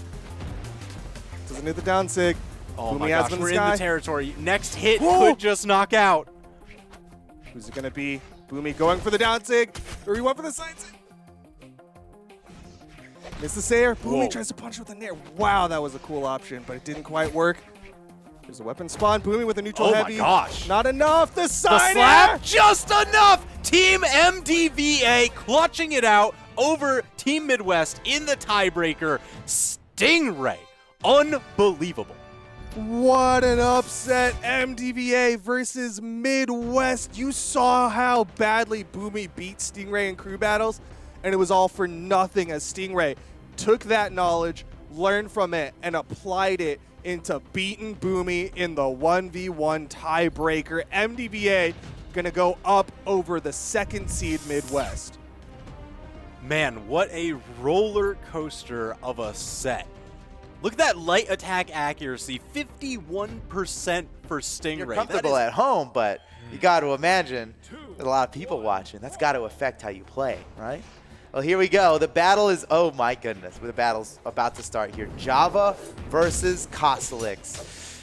I think Team West is really relying on Java to go positive here. Java probably needs to take 4 stocks to put his team in a good spot, because you've got megD at the end of this Canada lineup. megD is like, we get 3rd place in the last open tournament, 4th place at worst. 4th and 3rd in the last 2 tournaments. I mean, megD's a beast. So they're leading with Cosolix. Then they've got Crockie, which, I mean, look, Crockie, he's put in the most time of anybody, of any of us. Yeah. Crockie is, for and sure. It's all on stream, too. He's analytical, he's good, wow, like, cheeky down signature attempt from Java, but in trouble on the side of the stage. All right, okay. Cosolix just lets him come back up. Smart. Doesn't even worry about the edge guard. Hammer, oh, there it goes. Hammers are difficult to deal with off stage. Java's hammer, don't even try it. Especially, yeah. Don't even try it. Yeah, you know what? I agree with Cosolix is like, let him come back to the stage. Oh my gosh, equalized so quickly. Java steals that stock away. He's got the weapon advantage now. What's he going to come away with? Takes the sword. Okay, all right, even game now. 2 stocks to 2. Now, good thing, I mean, Cosolix is like a levy in the front of this tidal wave of Java trying to break through. Yeah, probably the best person they could have had against Java. But maybe, I don't know, it could just turn out to be a complete wash where they go pretty even on this first stock and the other 2 competitors from each team are left to kind of clean up the pieces here. But we'll see if anyone can take an advantage. So far, it's still close. Java, nice dribble combo off the floor, keeping it going, recovery hits. It's a really good chase dodge to keep that, get the extra hit on that combo. All right, Java is leading in damage ever so slightly. Cosolix keeps catching him on the jumps, man. You see Cosolix, he does the jump side air, and it's not going to land unless Java jumps, but Java totally jumps into it. Cosolix is totally, he's got the read on him. All right, yeah, once again, Cosolix just lets him come back to the stage. Don't even try to fight him off stage. Java, without a weapon, never mind. He re-grabbed the sword. Great with the downlight off the side. Cosolix could make it back here. Watch out for the gravity cancel sidelight. Never mind. Go, whoa, Java, oh my God. He really went down there He just leaped for it, yeah. That's unprecedented from Java. Oh, all right. All right, takes the stock, but is it going to be enough? He needs to get a lead here. It's not enough to have taken the stock first without building up a damage lead afterward. It was for nothing.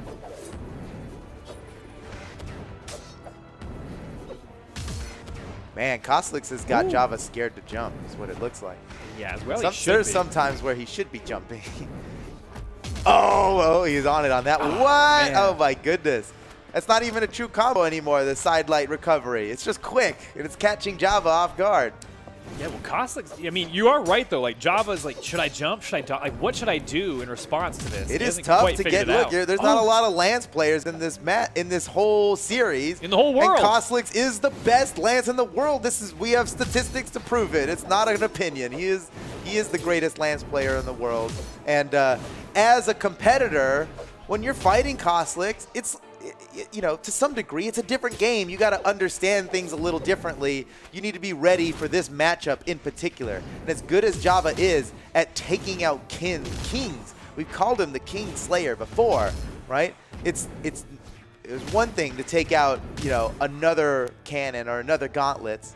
It's another thing to take out Cosolix, the Lance guy, you know? And Cosolix, he's playing it right. He's spacing him out. Look at this. He's leading with hitboxes. Oh no, that's it. Oh, that was my good. gosh. He burned the first dodge with the weapon throw. Then he had another weapon throw. That's another thing about Macho Man Randy Savage here is that both of his weapons are really big. They're gigantic. Yeah, they're great for throwing. Yeah. If you're down to the kitchen sink method, there's no better character maybe than a Macho Man or an Olgrim. Yeah. Or a Maybe Taros. Scarlet. There we go. Big weapon throwers. Okay, now Cosolix needs to do a little bit more damage onto this stock. Yeah. Zexis is going to get this and tie the game up pretty easily here. Okay, downlight comes through, not enough to knock out quite yet. The pressure's on for Zexis to clean this stock up before taking too much damage. And you just know Cosolix is so capable of not only getting a bunch of damage before he goes out, but maybe even just taking a stock. It's hard to hit him, man. Look at this. Oh, what a wild man. Going in unarmed neutral light to take him out. Oh, what Zexis, nice he's nair. looking for the side air. Cosolix knows he's looking for the side air. He can use the nair to protect himself against it. Zex is desperate to find a KO right now. His team's behind a stock, and he cannot find this. Okay. Oh, there it is. Finally. Okay. Got the downlight, the home run bat swing right there to take out the stock. Now the stocks are even, but look at Zexis' health right now. He's going up against Cosolix here, and he's got to take a full stock here without even getting hurt to bring his team back.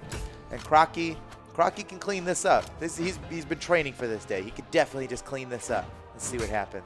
Zexis being so careful. Any wrong move will just ruin it for his team.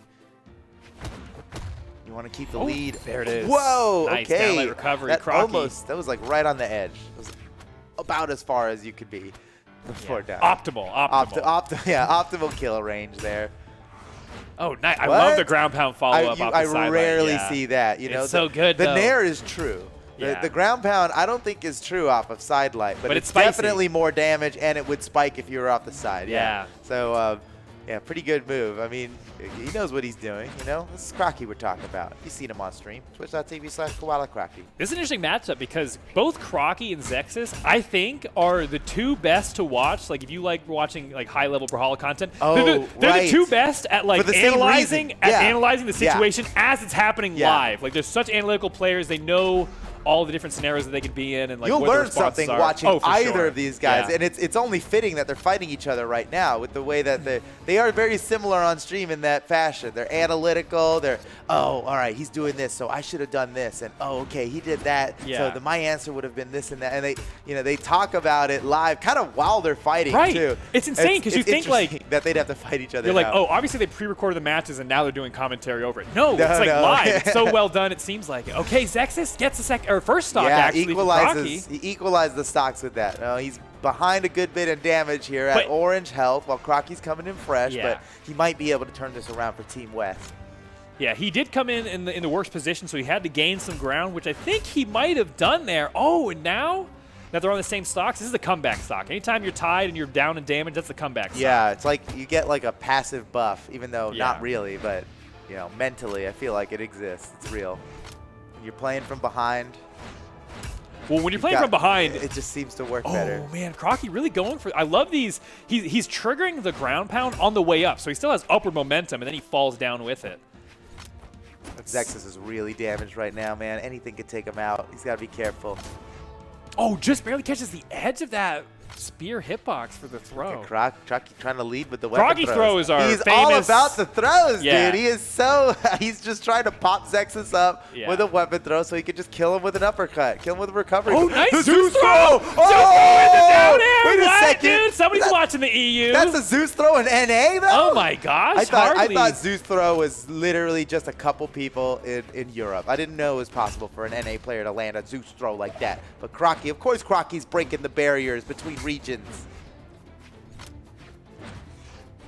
All right, Zexis needs this stock quickly. Man, Crockie, I don't know if he's famous or infamous for these throws, depending on your perspective and Yeah. whether or not you're facing him in ranked depends or on in a who you're tournament. asking. Yeah. But it's definitely a But staple of Zexis his. is in a position where he could equalize very nicely right now. He's got Crockie in kill range. He's at yellow. Not too bad. If he Oh, can just double get the down right air? hit, and he's using Finn, who has like one of the highest strengths in this game. Oh, Jake Su for the win. Come on, please. Let it be true. Yeah, Jake Su could definitely. Oh, that'll do it. man. That'll do it. Okay, okay. Zexis, as soon as he saw, Crockie triggered that ground pound from kind of high up, and that's actually a good method because you can really block off a lot of that wall, but Zexis had enough options. He played it cool. He kept his head intact, and he Gotta perfectly keep your head intact. turned that around, and now it's a one-stock game. Yeah, keep your head intact. Keep your head intact, guys. All right, Zexis at orange health right now. Got to be careful. Oh, he's in red. He's in red. This is bad. This is bad. He's got to have a stock of a lifetime just to keep it up for his team because he is in kill range. Crockie could just take him out. And that Oh means my gosh, again! he'll have a fresh stock. Oh, he makes it around Yes? Zexis. Now Wait, he's trouble? dealing out the punishment. Unbelievable. Crockie maintains weapon control. Zexis is still desperately looking for a weapon. Nice ledge cancel dash to get back up on the stage. Man, it's pretty smooth movement from Zexis there. Or smoothment, if you will. I think Zexis is trying to lure. It's working, but maybe not to his favor. He's trying to just get Crockie get off a stage. weapon, Yeah. man. He can't even get a weapon. Oh, wait a second. Crockie.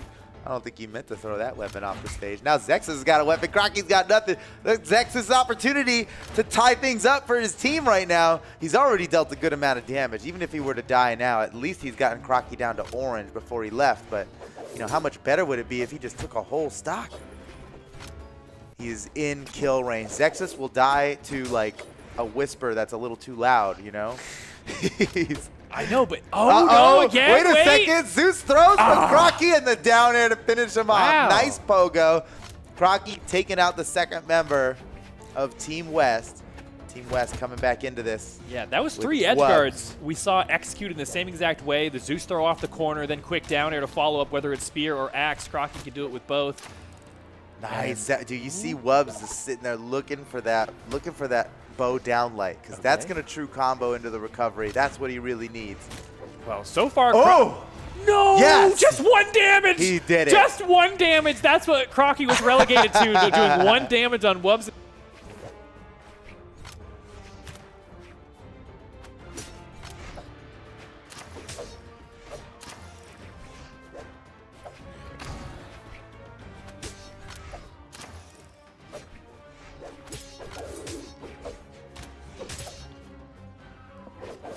Wait, we're still... Okay, are we in? Wait, can you hear us? They can hear us. We're back. Oh, I knew I put everything on a backup battery for a good reason. Our power just went out, guys. Our power just went out, but I think we're still back. That's wonderful. All right, the gameplay's on the wrong screen here, but we'll make do. Yeah, we didn't miss too much, but oh my gosh, megD untouched on his first stock of the end of this game here. Oh my gosh, Wubz is in trouble now. Deep into the red. On that first stock. I mean, how has megD gone so long without really getting hit? This is incredible. Okay, finally, Wubz breaks through, does some damage. Oh, but maybe too little too late at this point. Wubz is basically dead at this point. Somehow holding on. I don't know how. megD knows he's safe. Doesn't need to go in for the punish there. Just needs some big hard-hitting move to take out this stock to get the advantage. Oh, weapon throw. Not going to hit quite yet.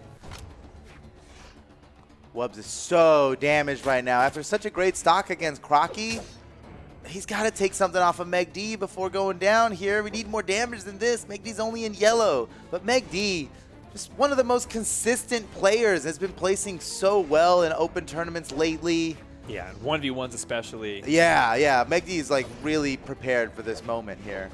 But Wubz, you know, with the Azoth, that's very unexpected, right? Azoth pretty far out of the meta. Oh boy. Depending on who you ask, I've literally heard Sandstorm say that Azoth is the best character in the game. I'm like, then why have you never played him? Good point. You know, well, and sometimes I feel that way too. You know, I get why he would say that. A character you don't play is the best character in the game. Definitely not my character. My character is not the nice best. shutdown. megD shuts down Wubz. Couldn't even get an attack off there. Oh, wait, no, slips underneath the recovery. That could have been an early stock for megD, and that's exactly what Wubz needed. Really good dodge by megD there. I mean, to dodge in the middle of that axe recovery where there's so much hitbox, you know? Okay. Oh, Wubz is on a good run there for a second, but megD shuts it down immediately, swaps off with the sword. Now it just needs to finish off this stock. Maybe downlight recovery is enough damage yet. Probably not on this map against Azoth, but Wubz, man, can't go down 2 stocks to megD. This would be, oh no, the recovery dribble does it. Oh my goodness. Oh. Okay, megD up, and this is what I was alluding to in the beginning here. It's like megD is such a good 1v1 player that having megD be last in this whole thing is in the crew battle is like such a good insurance policy for Team Canada. Yeah, I mean, it's got to seem like a pretty genius idea at this point for Team Canada. They're like, all right, we went in, we executed our game plan, and it's going exactly how we thought. megD is 2 stocks up with 2 men left to go through. I don't know how Wubz is going to do this, but I believe. Okay, Wubz. There's a possibility. All right, megD was without a dodge there. Wubz with an edge guard opportunity. Oh, goes for the side stinger just to try to space him out, but megD able to make it over that corner. Throws away his sword, picks up the guitars now. Can he finish off this stock quickly? The recovery lands. Wubz down to his last stock. Oh no, uppercut doesn't do it quite yet. megD still living. Full 3 stocks. What I mean, in not the world? full. What in the world? Oh my gosh, is megD gonna win this game 1 without losing a single stock? Can Wubz make this comeback? Okay, nice. Way to get back to stage. Yes, Whoa, he takes the stock. Okay, all right. Maybe All that's the beginning of the most epic comeback we've ever seen. It would be the most epic You comeback got to we've ever give it seen. up to Wubz, man. He might do this. Okay, slapped off the side. Breakdance already coming out. megD is thinking this game is all but over, but Wubz is not going to let him have it so easily. All right, regrabs a bow. Now dealing out some damage. Okay, nice. Spacing him out with these down airs, but megD kicks his way through, picking up the guitars. Wubz on the corner. megD gives him a bunch of space to get back up through, and Wubz takes advantage of it. Jumps over the top, hits that neutral air. Oh, but that's... Oh, even off the stage, it's enough to do it. megD coming away with the win, taking game 1 for Team Canada. Okay. And we are here in the Battle of the Beatens. Maybe not the best name for, a matchup, but this is the Battle of the Beatens. Both of them are 0-2, and this is where one of them gets to say, hey, we belong here. We get that W to our name, and then we're sitting pretty. Yeah, you got a point. Cruising into tomorrow, cruising into the Canada, rest of Canada had Yeah. a very strong showing there, and I don't know. It's looking pretty rough for Team West. I want to believe in Team West so badly, right? They're the bottom seed, and we know that seeds can be defied all the time.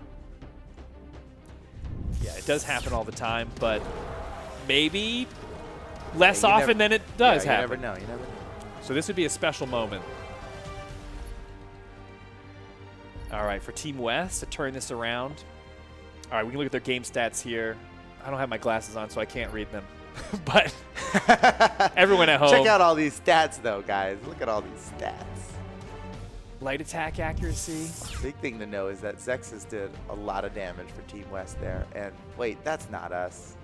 Oh, there we are. Hey, we're back. welcome We're back, back. welcome Listen, Zeus can't stop us today, okay? we heard like the loudest lightning we've ever heard, and the power went out straight up.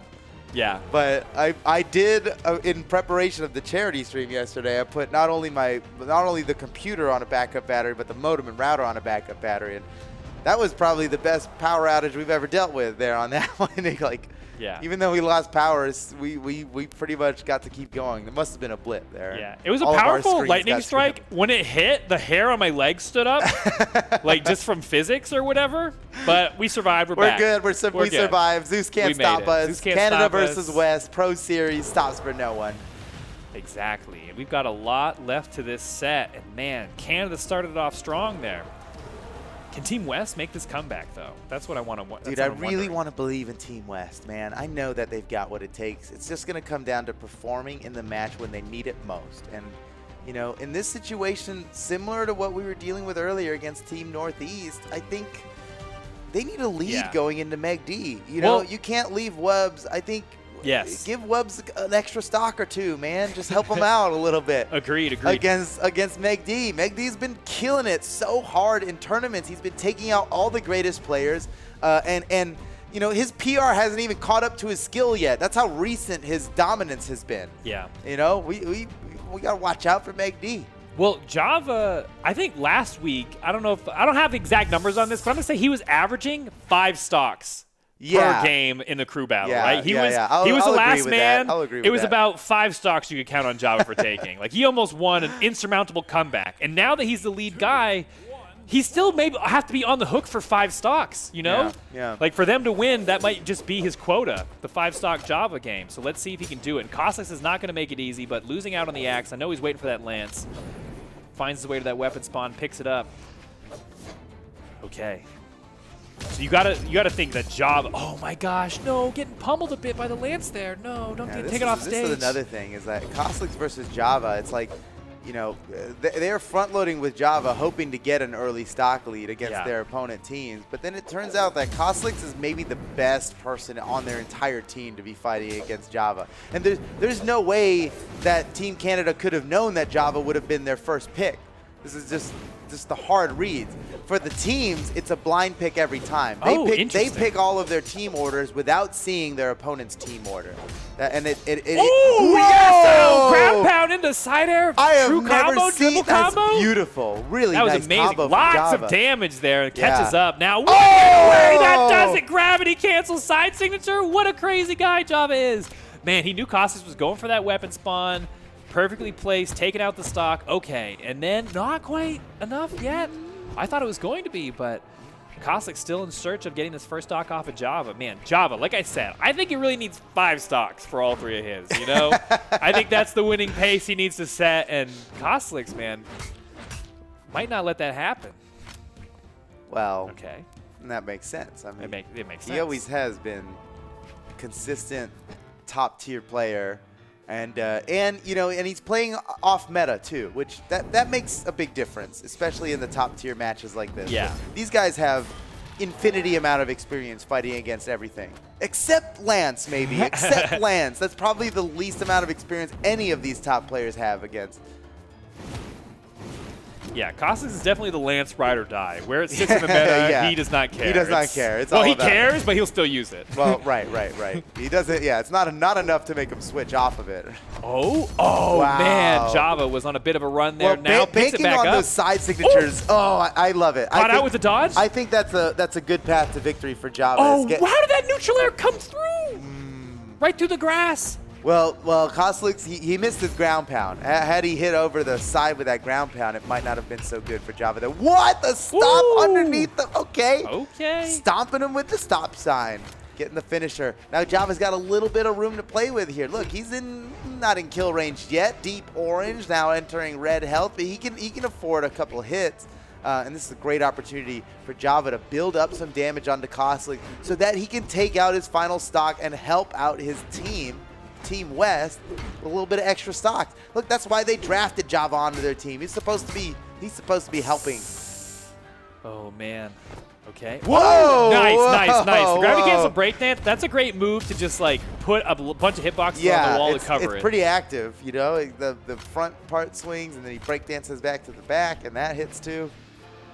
But Java saw it coming, but wasn't able to lengthen that stock any longer. But he's got Cosolix now in almost he can red. take him out. He can take him out with a good sig. It's gonna take a nice signature, man. Oh, nice like that? That's exactly Was what that I nice ordered. enough for yeah, you? Thank you, waiter. That was Okay. exactly what I was looking for. Yeah.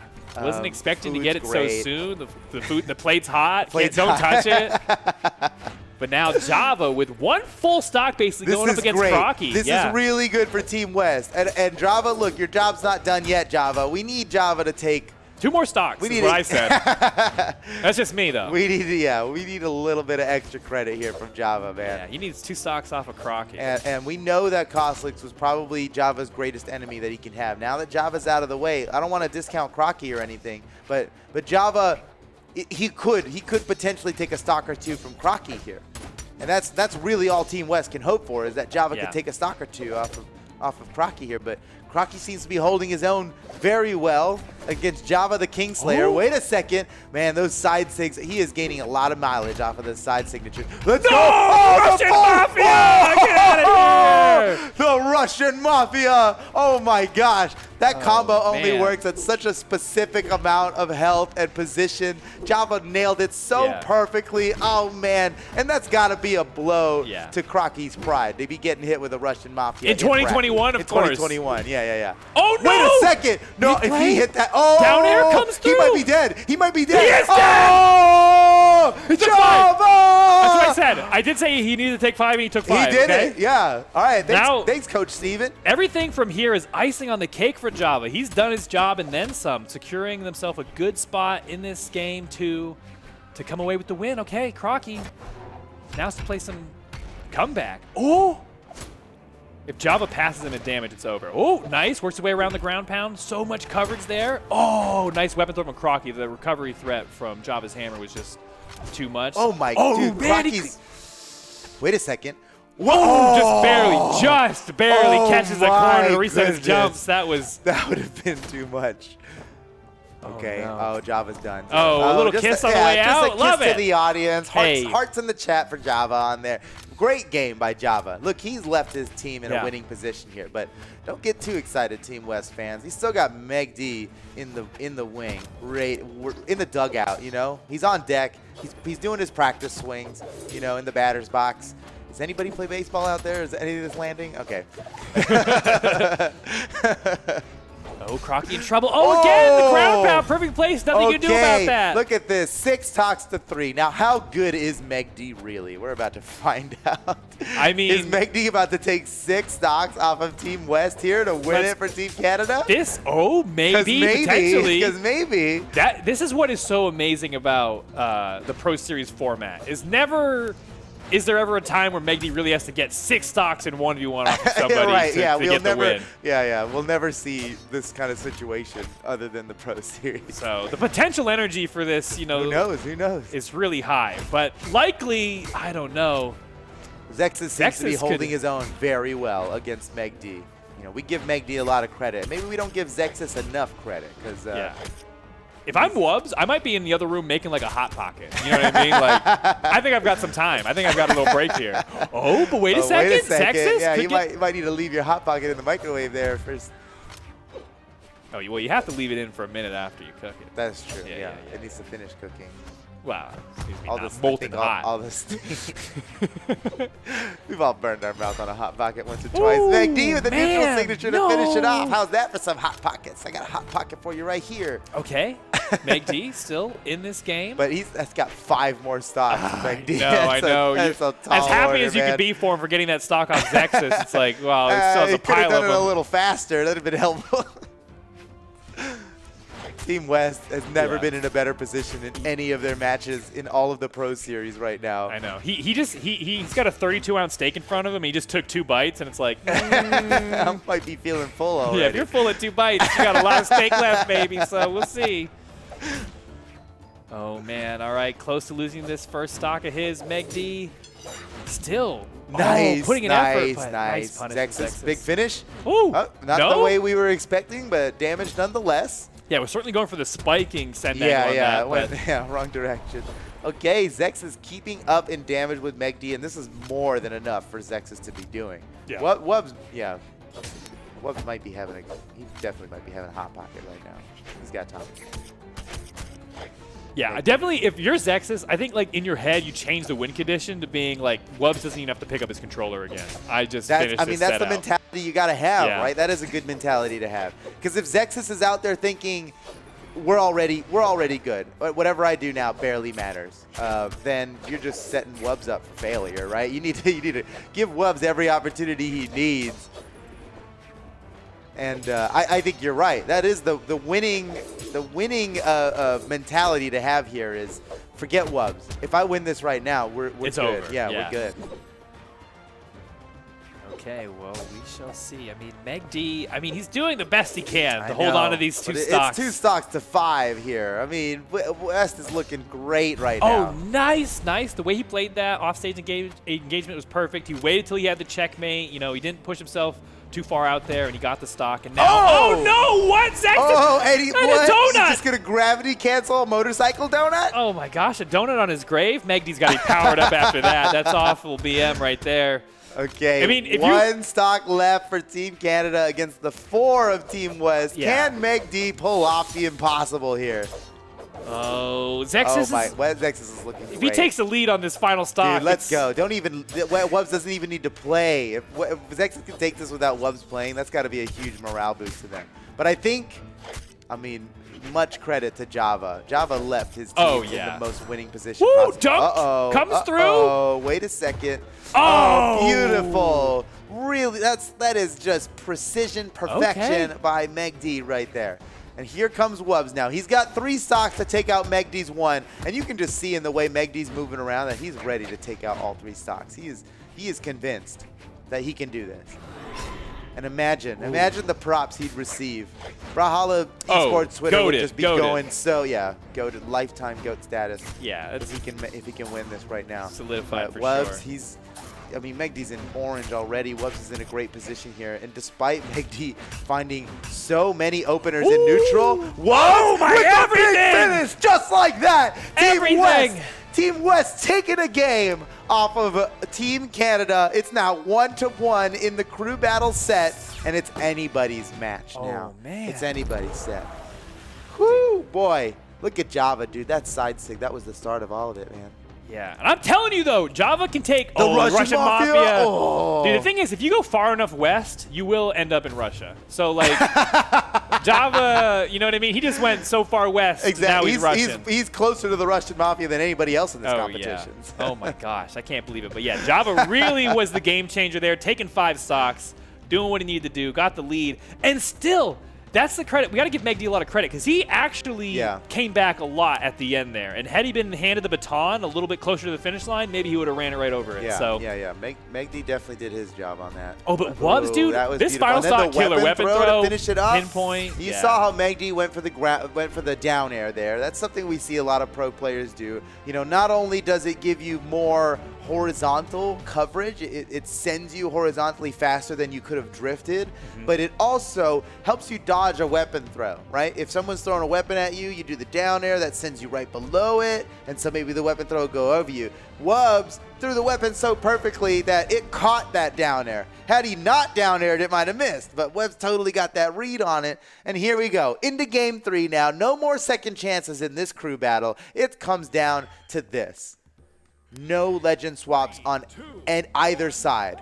All we have now is the adjustments that these guys have personally made between themselves. Can Java take out Cosolix? Honestly, I mean, it kind of all came down to that, right? Yeah. It was Java taking out Cosolix before Cosolix could do too much damage. Yes. I think it's really on Java here. Even though it's the first game, and we all like to think that the big finish is the most important part, maybe the biggest part here for Team West is, can Java defeat Cosolix? Can Java defeat Cosolix? Maybe that's it. Honestly, I mean, getting stocks on Crockie after is great, but stop Cosolix. Don't let Zexis fight Cosolix. Just take him out before Cosolix can do any more harm, because Cosolix is one of the most consistent players they have, and you know, we talk about that Lance matchup more and more. Wait a second. Wait, he has a chance? No. No. Oh, he's got to back away. He's failing. He's looking for a weapon. Okay. Hammer. He kills people with the hammer all the time. Yeah, I don't know if that's like. I'm calling it. It's going to be a surprise side sig. I don't know if that's Java like feeling the weight of this match. Oh, my never mind. gosh! No, wrong. he takes the That was stock. really good, though. I'm about to say, in that previous offstage engagement, I feel like I would have seen Java go for it, even unarmed. But he saw his position. He's like, I'm way ahead in damage. Let me just play it cool. I can win out neutral. He is way ahead in damage. Look at the damage. Yeah, he's like, I'm not going to lose a stock like a fool off the side of the stage at yellow health. Yeah. So good play by Java. Smart. It's just smart. And I was going to say before that if Java takes 4 stocks and dies, then Team West loses this. But if he takes 5 stocks, they win. So I don't even think he can just take out Cosolix. I think he has to take out Cosolix. He needs to take out Cosolix at a good amount of Crockie. He has to make it sort of deep into the roster. I think. And that's oh my gosh, so nice cleanup man. by Cosolix. Okay, stocks are now tied, but Java has gained himself a lead. And, you know, he's got some flashy combos. 1, 2, 3 that can take this stock quickly from Cosolix if he gets his hand on a weapon. Here we go with the sword. We've seen him pull off some good surprise side signature. Ooh, hey, good surprise photo. Photo saw that one coming. It didn't hit Cosolix, didn't hit photo. So you got to try something else now. Yeah. Now Cosolix knows. Oh, the triple. Oh, not enough damage to bounce high enough to catch that recovery. I think the recovery off the downlight wouldn't have killed there. He was right to go for the downlight, the down air dribble, but did not connect. Too bad. Ooh, side air, okay. Nice. Look at Java's health. He's got an opportunity, man. He's got to have if he has a good final stock against Cosolix here, this could be the big new. What in the world? Cosolix, what was that, bro? This is the pro series. Hey, I like it. Keep doing it. Try it again. It might work this time. One more time. Oh my goodness! I can't believe he did that. Tried to do that to Java. The pro soft, series. The soft platform was tempting him. You know what I mean? It was like, hey, I'm right here, bro. Position. It was in the if you want to let's cancel another downlight, I'm right here, bro. But that second downlight, you know, did give Java the ability to DI out because it was a true combo. You downlight to downlight, true combo, they get to DI, and Java just popped out of that combo. No problem. Off the wall? That might have saved him, actually. He probably would have died had he not reduced his force by bouncing off the wall. No! Scared away, dude! He literally got scared off the platform. Yep. Mind game. Well, it happens. It happens. Yep. I mean, sometimes, you know, in chess, it's just like the other person just has to turn their king over and admit defeat. You know what I mean? And that's kind of what happened there. All right, now down to the 1v1. And Cosolix is totally keeping up with this now, which we know. I mean, Cosolix knows if I can defeat Java before this is over, that might just be the win right there. Team West is definitely counting on Java taking out Cosolix. Oh my gosh! Before the rest of his team has to deal with him. And, you know, he got Cosolix in a good amount of damage here. Wait a second. The big finish? Maybe. Recovery off the side. It's not enough yet. Cosolix is still making back, and he did. Oh my God! And now Java's in trouble. Oh my gosh, he just barely makes it back. He was sweating somehow. He was sweating. Touches the wall, I'm fights his way sweating. back through the land. Somehow, Cosolix unarmed, tries to fight his way to this weapon spawn, but Java was trying to hold it down. Now Cosolix rearmed with another lance. He always has one primed and ready. Java. Yeah. Look how damaged Cosolix is. Oh my gosh. Anything can beat him, but he's still hitting Java. Coming down to the final hit in this. Java off the side. He can't survive one more of those. That was his last side air life. Wait a second. Oh, yes, wow. yes. Oh, my God. Oh, Cosolix. Cosolix really went for a lot there. Yeah. Java, I mean, Perfect look, response. I mean, it's risky business to be going lower than your opponent who's already going too low, but Java figured it out, and it totally worked out. Now look at Java's health. Can he take a stock off of Crockie? He takes 2. That's what he needs, I think. He needs 5. We know that was the winning recipe from the last game. If he takes 4, it's going to be close. If he takes 5, it's assured. We'll see. All right, Crockie. Oh, gets the dribble. What? Oh my gosh, no way! Dude! That's so good. That's so much damage. Oh my God. How have you ever pulled off a sword combo like that? That is pro sauce. Woo! It's over! Oh my, I cannot believe that stock Java just took the stock, That dude. stock was like 2 combos and a little bit of neutral. And that's what he did. That's what he needed to take that stock off of Crockie. Now, okay, he's taking 4 for his 3. That's a good winning pace, but I do think he needs to push this as far as he can get. Has him pinched off the throttle. No! Yes! No way! Yes! No way! Throw it away, oh baby! Toss my it! God! He did what he needed! Oh my God! He took 5 the 5 stocks! stocks! 5 stocks! Oh my It's God! so over! What a Chad, bro! What a a Chad! beast. What a Chad! He's like, yep, 5 stocks. I'm gonna see SD'd for that kill. Yes. Oh man! The worst part is so much props to Java, dude. I think he could have disengaged 1 or 2 hits sooner, still got the stock, Probably. come back to stage. But I respect how he Yes. just did not let up. He did not let up. Dude. He knew. He did not want to take the chance of, oh, maybe this will kill and I can stay alive. No. Finish the stock. We know the formula. If I take 5 stocks, the rest of my team's got this. And hey, maybe they do, but it's not over yet. We need Zexis and Wubz to seal the deal for Team West. Holy cow. Man. That was so, Java. Dude, oh Java my God. was in red when he started. Bravo, Java. When he started that engagement versus Crockie, he was in red. Then took 2 stocks. Then took 2 stocks. What the heck? The dude's crazy. That's so crazy, This is why you're like, you would think crew battle, put your best 1v1 player in the back. No. Let him drive the bus. It depends. Let him drive the bus. Let him drive the bus. All right, well, it's actually a 1-stock game, so this is still pretty close. And like I was saying, I thought, Team West needed 5 stocks from Java to win, and already it's starting to get evened up a bit They gave here. it to you. You put in a special order, and but they took care of you. Yeah. Wow, what a spot dodge from Zexis. Yeah, and you gotta feel the pressure as Zexis right now. The person who came in before I know. just played. They did everything they needed to do, and now you got to do your job in it. And honestly, that's a lot of pressure, especially when look, nobody expected Java to take 5 stocks, but everybody expects Zexis to clean this up without losing another stock, right? That's pressure, man, and that's tough to deal with, especially when there are tens of thousands of people watching right now, and you know that everybody in chat, everybody on Twitter is going to talk about what you did. Yes. Nice neutral light. Huge. Okay, Zexis. Oh man, and then think about what Crockie's position here is like. He's like, oh my gosh, he doesn't want to be the one. He's like the last hope for his team. He has to get this done for megD. megD had to deal with a lot on the last game. Crockie make a little bit better. He'll be all set. There's a giant crack in the dam. The water's leaking, and Crockie is a piece of duct tape. You know what I mean? He's doing his best. It only takes the stock. Hey, Duct tape. It gets the job done most of the time. Okay. Duct tape.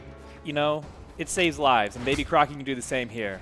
He's going to have to save his own life for as long as he can. Okay, slips underneath that neutral sig. That would have been it for his stock, but holding on. The weapon throws are missing. He leaves himself unarmed. He's now has to fight his way through to get to the weapon drop. No. Oh, he's still alive. Oh, my goodness. Zexis, Zexis needs to end this. Dude, that ground pound almost did it, actually. That was so close.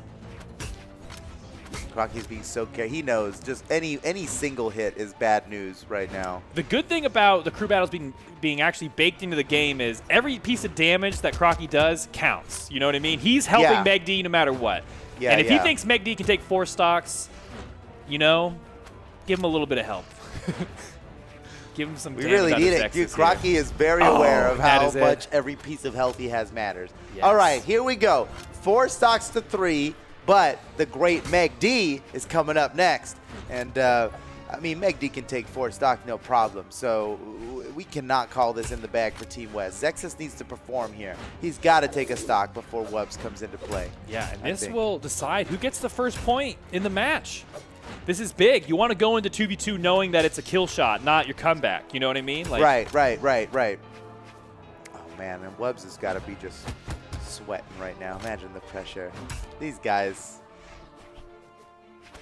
some good esports, man. I tell you what. Zexis. Oh my! That was big. slick. That was slick. He jumped up there. He ledge canceled dashed, which is a supremely surprising movement into the down sig to try and catch megD off guard. But megD totally ready for that, man. Despite how unexpected and quick all of that was. Zexis looking for a kill. Wait a second. megD might just finish it off now. megD has weapon control. Zexis desperate to find a weapon. megD's so good at guarding the corner. But, dude, Zexis ledge cancel dashes are so on point. It's a 2-frame window. How does he keep landing it? It's 2 frames. Man, okay. well. Oh, snap. Okay. All right. Wow. It all comes down to this, ladies and gentlemen. This is game 3 in this crew battle best of 3. And it's Wubz versus megD. Both of them have 3 stocks. It really all comes down to this. This is the closest game we've seen between these two teams, actually. Yeah. Each time, the other 2 games we've seen in this set, one of the other team had a massive lead. That was like pretty clear which direction this was going in. At this point, despite the damage lead that Team West has, this is basically a perfectly even game. I mean, and Wubz needs to perform right here. There's never been more pressure on Wubz to win a match than right now. And I am including every tournament he's ever participated in. This is the biggest thing he's ever had to deal with here. There are so many people counting on him to win. Not just his 5 teammates, but all the fans out there. Every Azoth main in the world. Wubz is their only representation, basically. Yeah, that's true. And all of Team West, they represent a huge region. Maybe the greatest population of any other team. Dude, let's just note that megD got here playing behind, and now it's perfectly even. I know, Damage yeah, stocks, megD's everything. basically not been hit. I told you Java needed to take 5 stocks for them to win, and I was clearly right because he took were 5 right. stocks, and now it's And it might 10 not be- even. it might not be It might enough. not even be enough. He should have taken 6, 7, 8, 9 Yeah, maybe. Java, I don't know. if he took a few more stocks, maybe we'd be in a good place right now. Oh, that's it. beautiful. Yeah. That is so You gotta good. love a stock that ends with a gravity cancel side, Yeah, you know, yeah, because yeah. you've really played everything perfectly. Yeah, everything must have gone really well up to that point to end that way. You're just like, just a little push off the edge, and then you'll go. Somehow, Team Canada, despite being In the 2 lead! stocks down before, is now in the lead. Oh my Unbelievable. gosh. Unbelievable. And megD is still going. That's not going to be enough. What's he going to do? How's he going to finish him off here? Oh, nice. Man. Dash jump, side air, finish him off. Stocks are even. Anything can happen here. Holy cow. The pressure's on. For Wubz to beat megD in a 1v1 is an upset. In any tournament bracket, I think it's an upset. We know Wubz is really good. But megD, falling nares. 3rd place and 4th place in the last 2 open tournaments. Or the last 2 tournaments, right? Oh my goodness, megD's barely even been hit. This is crazy. I know how good Wubz is. Look, I've met him in ranked. He slayed me. He absolutely, it's like I've never seen somebody so good. Right. And you know, and then you see him play against megD, and it's like, what the heck? Okay. Oh, Oh, no, that that's might be probably enough. is enough. Oh, snap. Man, Wubz needs this Oh, because boy. if Team Canada goes up 1 point in this match, going into 2v2, their 2v2 team is the more seasoned, it's the higher PR, it's their best chance of getting a point during this. So this is Team West. This is like their opportunity to keep this whole set close. So Wubz has a lot riding on this. Just needs 1 strong hit actually take the stock and tie up the game. He's so close, but megD Holy cow, keeps the pressure megD. going. It's so hard to hit megD. How do you kill megD? How do you kill that which cannot be hit? Whoa, whoa. wow. Okay. He wasn't Axel? even there when he started that side air. Yeah. It's like, that's what you have to do is just attack like where you think they might end up. He knew megD was going to like back into it. Yeah, don't attack where they are. He's too fast for that. Now Wubz is really holding on to this Holy final cow, stock. But he has to. Yeah, so he still has to take off another stock from megD. megD gets so much mileage off of these guitar neutral lights. Yeah, he's really just whittling away at that health bar piece by Okay. piece. Oh! Okay. All right, ladies and gentlemen. Woo! Game 3 of the crew battle. This stock will decide it. And Wubz is playing quite a bit from behind. This is looking like a megD victory, but I believe in the Wubz miracle. Team West.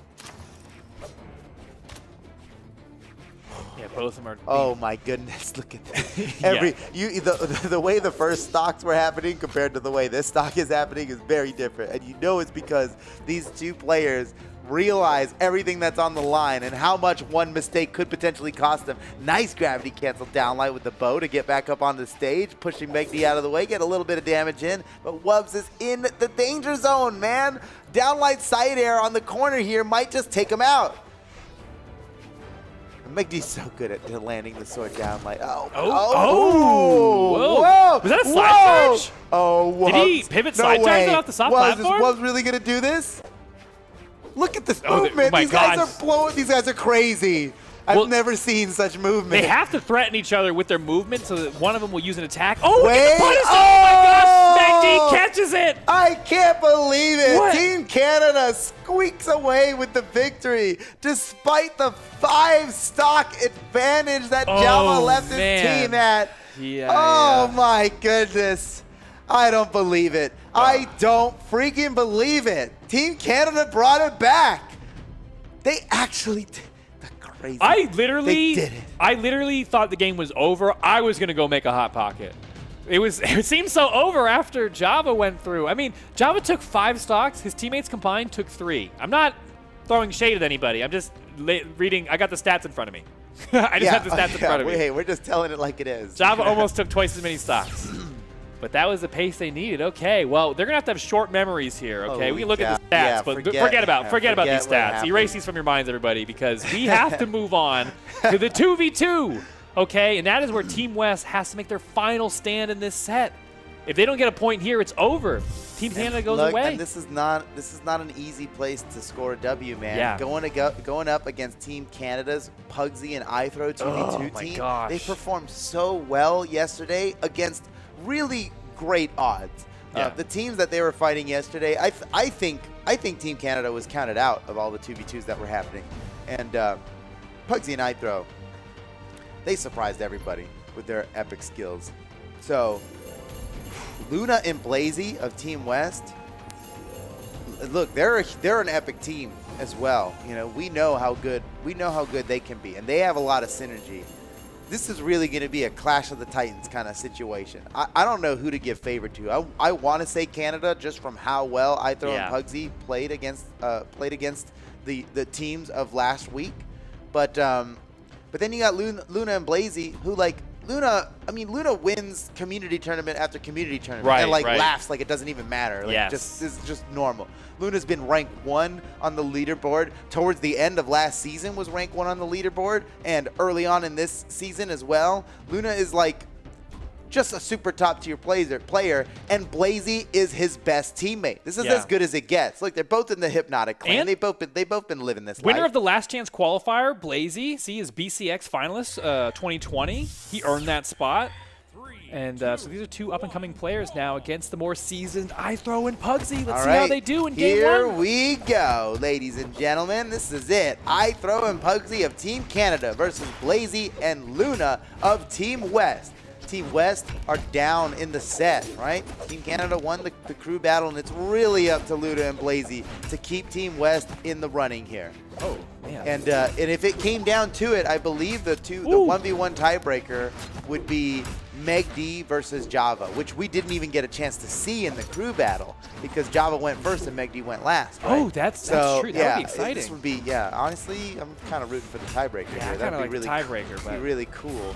Oh my gosh. Okay, well, hey, we might be getting our wish pretty here. Good. Oh, dude. Okay, Team West with a brutal start to this, but they're pretty damaged. Luna keeps the old axe. I guess he must really favor the axe. He has been chopping people away, but he only lasts for one hit with it. Probably not a good idea to keep the old axe there. Already lost it. But, well, hey, look, there's a brand he's got new another axe. one loaded up. He knows what he's up to. axe. It's not too hard to find a new weapon in the game often.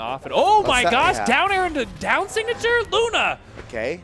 Big plays. Okay, off on the side of the stage. No, iThrow recovery. Nice, nice, nice. Yeah, not enough yet. Man, Luna's still holding on to this first stock, but look how much damage iThrow has already taken on his second stock. Looking really good now. Yeah, that's not good. Oh, nice team combo. Man, Luna and Blaizzy do have the synergy, man. We were talking about it, and it's true. We weren't lying. You can see it right here. And honestly, in their portraits, Blaizzy, I think probably best smile. I might have to give him the award for best smile. Oh yeah, maybe best smile in the whole Pro Series, honestly. Blaizzy's just, so that's you can not tell. nothing. You can tell he's a fun guy. Okay, stocks are even, but damage is nowhere even close. Pugsyxd and iThrow dwindling by a thread on their second stocks. Luna with this big axe. Can he take a stock? There it goes. Nice. Pugsyxd goes down. He's going to get another one from iThrow. Oh, iThrow somehow dodging his way through. I can't believe, because Luna was just looking for the punish. Yeah, he was like, I'm going to let you hit Blaizzy so I can kill you Well, for when it. he hit Blaizzy, he immediately did the chase dodge. Yeah, he was like, I'm out of here, bro. See ya. He probably could have done a string, but just didn't even bother. Get out of there. Couldn't last long. Now both iThrow and Pugsyxd down to their final stocks. Dude, we gassed them up so much. We said Team Canada's going to take this in the 2v2. Don't let it get here. But oh my! But dude, we might have underestimated. I didn't know. Oh my gosh! Oh my God! The damage. Team West is wow! Whoa! The double side air. Oh my goodness! Team West is absolutely blowing up right now. They get pulled apart. Canada is getting pulled apart, dude. Okay, iThrow. Is there any way? I don't know. Okay, maybe. It seems unlikely. It seems very Luna's unlikely. Still got two stocks. He's still taking stocks, though. He's still taking stocks, though. Oh, my gosh. Luna getting away with a taunt. Not going to get away with another one. You can't be taunting, bro. You can't be taunting right now. That's how iThrow wins. Oh, no. Oh, my gosh. Okay.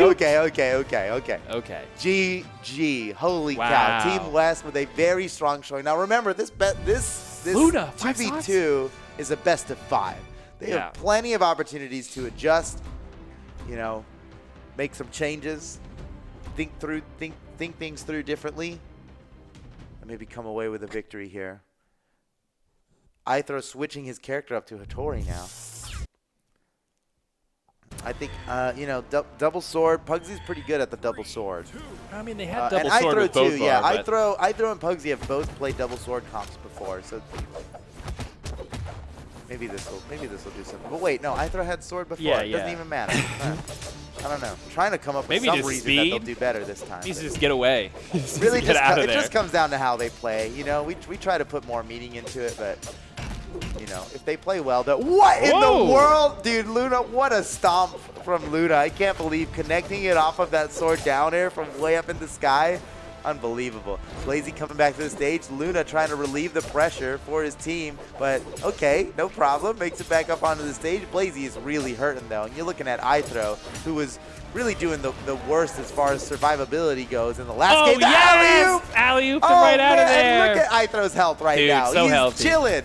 And on a low defense legend, it's like, you know, sometimes speed can just take place of defense. If you don't get hit, you don't need defense. It's a useless How did Pugsyxd make it back? I really thought he was doomed. I was like, iThrow, go help him out. But he obviously they were in comms or something, and he knew. They must have known.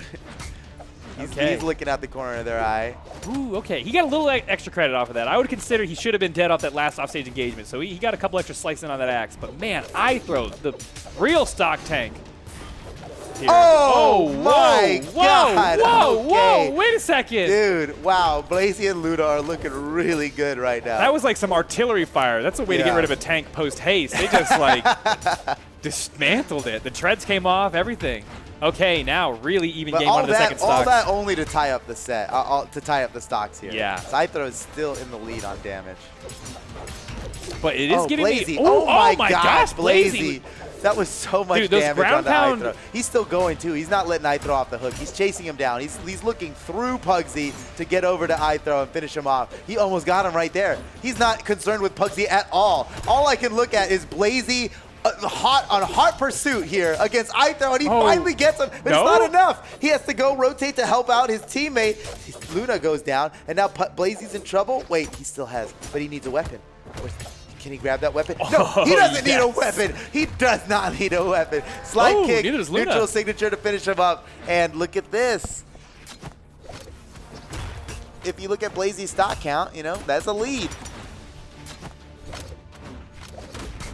Yeah, slight lead. Every piece of damage he gets is just extending the lead even more. Oh, Blues dodge off the side of the stage, and that will do it. The side nice. Even bounced off the wall, it was enough. Yeah, Pugsyxd knew. He was so hurt. And he didn't have a dodge, so he was just kind of food for Pugsyxd there. Yeah, and Pugsyxd's playing like one of the highest strength legends in the game. Yeah, and it's Pugsyxd. He gets a little buff anyways.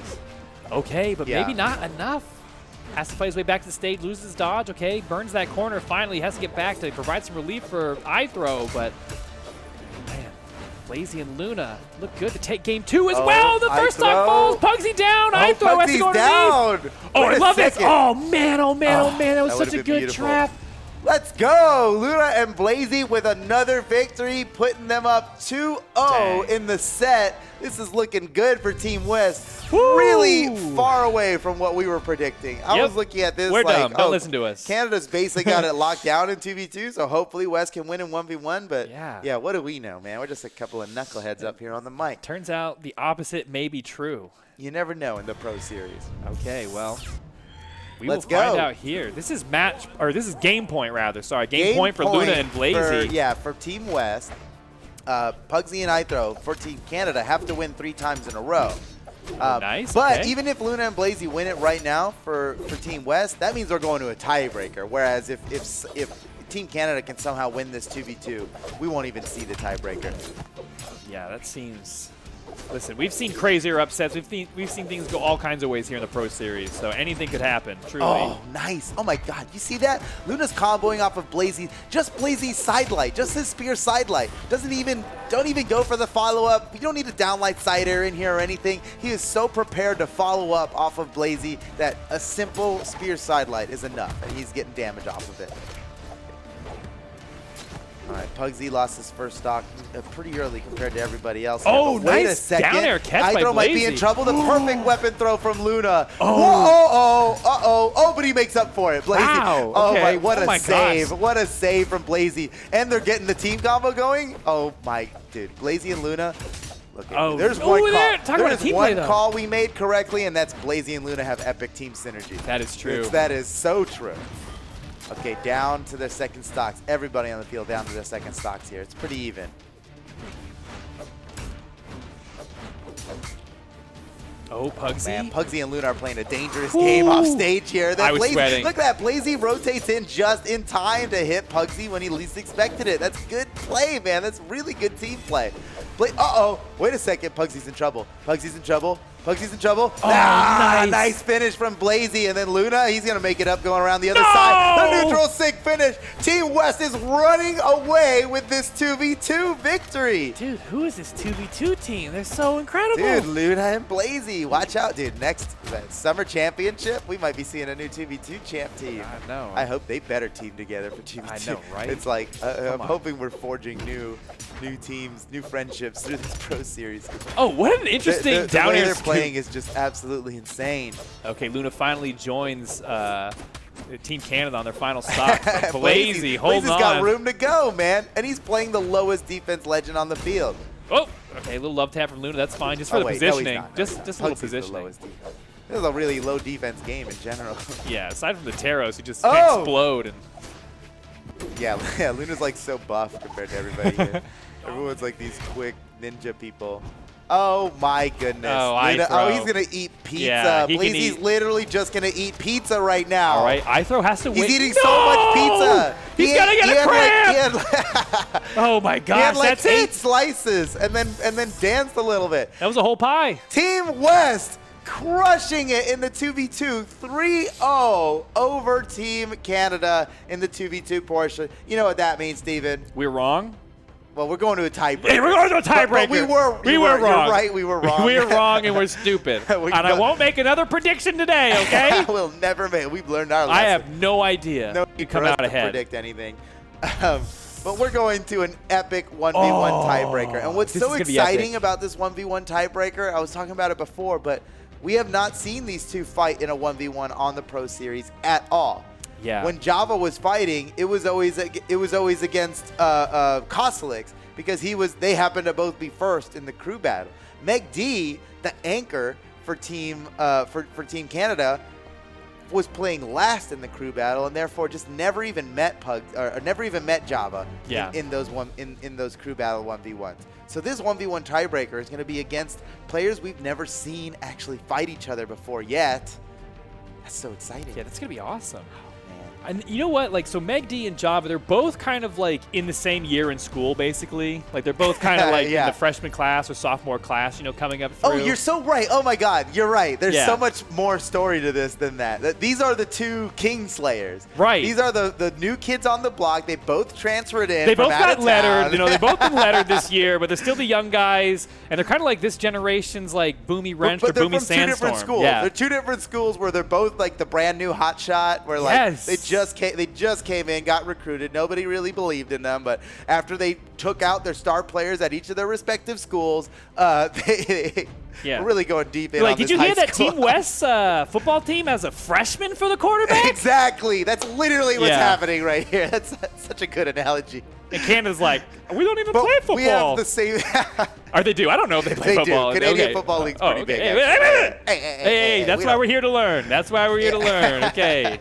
I won't face Team Canada in football or Brawlhalla either way. We got the two star freshmen, you know, where every one of their other matches has been like, whoa, wait, can megD really beat Sandstorm? Wait, it's like, can Java actually beat Boomi? But no, this is, wait, can megD beat Java? We actually don't know. Yeah. They would never fight each other in a bracket because their seeds just don't make sense that they would fight each other that early. Right. Right? And in fact, in the two big tournaments that we keep referencing, the past two major tournaments that have happened, Java exploded in the first one, right? Yeah. And then megD exploded in the second one. Java went down early, so megD never even had a chance to fight him in a actual tournament match. This might be the first competitive match, maybe outside of ranked. I'm sure they've faced each other in ranked. I'm sure they've played friendlies before. Oh, yeah. This is the first time they've competed against each other on stream, for sure. For sure. And how appropriate. This is... I know. Damn, this is a good match. Let's go. In the tiebreaker, I'm so ready. For the win, their whole team on their back. We got Team West versus Team Canada. Now it dwindles. It comes down to just megD and Java in a best of 3, 1v1. Yep. Okay. Woo, man. We've seen Java performing so well in their crew battles, but we've seen megD also performing so well. I have no idea how this is going to go, man. This is a score that needs to be settled. This is an answer that must be, this is a question that must be answered. We have been waiting for this moment. megD versus Java. I know. Who's going to take it? A bunch of Brawlhalla fans out there about to find out whether or not their fan fiction is true. That's exactly. Everybody's been dreaming of this matchup, and now we get to find out who's right. Holy cow. This is historical right here. Brawlhalla Pro Series. Let's get it. Team West versus Team Canada in the big tiebreaker. Their two anchors are going in. Their teams have chosen these players as... If we had to lay it all down on the line for a single 1v1, you are the person to represent it for us. And that is megD for Team Canada and Java for Team West. This is it. This is it, Steven. Holy cow. Oh, Java so far. Whoa. Completely unanswered damage. He hasn't even been hit yet. Whoa. Okay, yeah. all right. Indeed. The seal's been broken now, megD. Oh, watch out for the neutral save. Wait a second. Okay. He's over the corner now. Yeah, this should be interesting because both of them are players who will kind of pick their opportunities very, carefully. But then once they do, they've got some crazy setup that like 3, 4, 5 hits. Like Java's taking a full stock off of Sandstorm with 4 hits. It's explosive. It's explosive. Yeah. Look, you might be seeing like, oh, well, they're dancing around each other in neutral. Well, that's because when neutral is broken, look at this. When neutral is broken, it gets crazy. Oh, what a cat. What a double neutral light. Wow, into the recovery. Great pickup for megD. Swaps out for the sword now, hunting this first stock off of Java. Java had an incredible lead at the beginning of this game, but megD has completely consumed that lead and now taking over. Whoa. You saw megD baiting Java way up in the sky so that he could get a gravity cancel downline recovery. That's...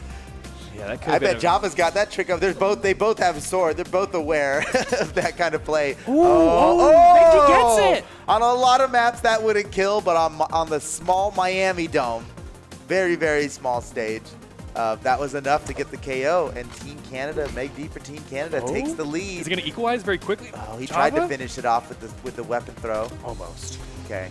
It was close. Java's got to be thinking, cannot let megD get any damage on me. Like, we need to equalize the stocks before any damage is done. And oh my gosh, same. Wow. Dude, if you put those side by side, those two stocks that were taken, it's like the same spot, same maneuver. Yeah. Yeah, these guys really are like Kylo Ren and Rey, like the new Force users. Another apt analogy. Steven, Yeah. you are the master of analogies. Oh, it's so appropriate. Let's hope this ends better than that. All right. But I've got hope, all right. The battle rages on here. What a tiebreaker we've got ahead of us. They're dancing. They're dancing. megD. Nope. Couldn't catch the megD easily. We've talked about this before on stream, but megD is so good at following off the Qatar neutral light. And you know, as a 5-year Qatar main, I would say that that's the hardest move to follow up on. I mean, there's a lot of options out of it. Oh, down there in the neutral light catches it. There's so many ways to answer it, and megD just seems to always have the right answers, but Java's actually slipping out a lot of these neutral lights. It is so close, back and forth. Okay. Oh, that side signature wasn't enough to do it. megD with an edge guard potential. No. They're both exactly dead. This match is so even. Oh, yes! Just barely caught it on the corner. Team West takes the lead now for the first time in this set. Man, Java might gravity cancel downlight more than anyone I've ever seen on both sword and hammer. And that can cost him because he loses that dodge for 3 seconds. And megD, is very similar as well, though. Nice gravity cancel recovery. Holy cow. To tie it up. These guys are, the win is going to be by like 1 HP. This is, they're so evenly matched. It's incredible. Look at Java throwing away his hammer, clearly favoring the sword against megD. I know. He's been favoring the sword a lot today, and I kind of really know him for these exactly. explosive hammer plays. Yeah, so. yeah. It seems a bit unusual to us because Yeah. we know Java so well for his hammer plays. He has really impressed the world with his hammer play. But, you know, maybe it's something about the Qatars, right? Quick megD Qatars, you need something faster. megD's Qatars are a problem. They're a huge problem. They're a problem for a lot of people. It's such a big problem right now. Java really needs to get over this problem quickly. Okay, swaps out now for the sword. Maybe easier to deal with. Java's in trouble, probably regretting throwing that weapon a little while ago. Okay, here we go. Java taking a lot of damage here. It's starting to get away from Java. megD might be able to finish this up.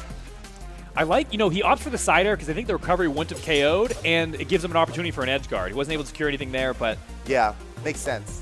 Good decision-making by megD. Oh, but that recovery does it! Game 1! Oh, my gosh. All right, Team Canada up by 1. Remember, this tiebreaker 1v1 is a best of 3. megD just needs to win one more game against Java to bring it home for Team Canada. Oh, and there was the first stock, and then maybe, is this the second stock? Are they going to show us side by side? No, That would have been cool. Dang. Yeah, that downlight recovery. But we're only showing megD's kill because megD won, right? Makes sense. But it would have been cool. Mental note for next time. And this is the battle of the beatens, dude. One of these teams has to come away with a victory. Both of these teams are 0-2 right now. Someone's going to remain fully defeated, and one of them is going to lose their only defeated record. Oh my gosh, yeah. 1-2 feels infinitely better than 0-3. Oh my god, like yeah, so infinitely better. I know. No one wants to be 0-3, man. And then when that goes, that means we're going in tomorrow 0-3. There's potential for 0-4. Oh man. Okay. Java banning out his maps now. They get to ban out. Java gets to ban out all but 3 maps for megD to choose from. And it looks like trying to force him to something small, but you leave Small Great Hall. I mean, it's this deceiving name because though it is small, Kill boxes are pretty big. It is great. Yeah. Yeah. All right, here we go. Miami Dome again. Yeah, no character swaps. Everything's staying the same. Going into game 2. I love a good Miami Dome match. Me too. Yeah, you can't retreat to the other side in an offstage engagement. You're forced to stick it out. You can't sneak underneath the stage. The kill lines are all very close, so kills don't really. You don't stay in red for very long on these kinds of matches. Oh, Whoa, that's Java. the type of explosive play we expect from Java. This is why hammer. This is why we're all about the Java hammer. You know that downlight chase dodge recovery off the side of the stage is such a good setup for an immediate KO. Whoa! What the ground pound. Oh man, Java's devastating force. wild. Honestly, maybe he does need to get a little wild. Maybe he's been too reserved against Team Canada. you know? Sometimes slow and steady doesn't win the race, despite all the tales you've been told as a child. Sometimes quick and fast just wins because you're quick and fast, and that's literally all it takes to win a race. If you're playing slow and steady versus megD, he's in his comfort zone. You might have to do something to shake him out of that comfort zone. Right. Slow and steady wins the race is megD's whole lifestyle. And oh man, it's so even right now. Look at these guys. Red health. They're dancing around each other. They're looking for hits that the surprise side signature. You talked about it before. Surprise. I swear, that's the way Java he uses special. it, I don't know what it is about the way he uses it, but it is so surprising. You don't see it coming. Something about the way he moves so quickly, like maybe he snaps to the ground. He's like covering the startup frames with like just you not expecting it. Okay, takes the first stock, but still so close. megD. Yeah, Java can't be comfortable with this stock lead because he's one hit away from losing it. We're looking at this, hoping Java can build up a damage lead before losing this first stock of his. But megD is determined to not get hit here. This is incredible. And you so see, many whiffs. megD is really good at something that's like pretty classic of Sandstorm. We'll get so close to you, he's like whispering in your ear. But hasn't hit you Hasn't yet. hit you, and then you freak out. You have to do something, and then he punishes you for it. Yeah. That's what it gets like at the top levels, man. These guys are so in each other's heads with this stuff, and the game becomes so mental that it's not enough to just like, oh yeah, this is a good opener, so I'm gonna use this opener. It's like, no. That guy knows, right he knows what your opener is. He knows the whole counter against it. You need to do something unexpected. megD equalizes the stock. Barely took any damage. Good job by megD on that. Java looking for a weapon right now. Does not want to engage megD. Get away from me. I need a weapon. No, megD stole the weapon. He did. Java, oh my god, Java's running away. I need a weapon before we fight. Okay. He's got the hammer now. Okay. Oh, whoa. yeah. Oh, my God. That's explosion, baby. Oh, my God. That was so good. That was such a... He was at yellow when that started. That was He gross. died in no time. I gotta see where that stock started. Holy cow, dude. That's as early as you probably could kill somebody with any combination of like 3 or 4 moves. I don't know how many moves Java did, but that was it right there. I'd like to order some super special slow-mo, please. Yeah. Team on that when we get to this. Well, that's the thing about Java's corner guard. Not even his edge guard, but on the corner, when he can pop that down light, he just has a couple of flashy finishes. Like, He has a full stock lead right now. this is great for Java. And all of Team Holy West, cow, all right, all of on Team his West. back. The entire West region, which encompasses not only North America, but also a lot of Canada A lot as of well. Canada was up on that map. And a Woo! 2-stock victory for Java, tying up the set 1-1. Oh, I just love it when a tiebreaker comes down to game 3. This is as close as it gets, ladies and gentlemen. Yes. It's all going to come down to this next match right here. Oh, my gosh. Okay, wait a second. Get ready for the slow-mo. Oh, just barely. that's so slow. Did he catch his dodge? No. Oh. We're already... Go back? Wait, yes, Yes, we can go back. we can go back. Yes. Look how slow this is. Downlight, and side then- light.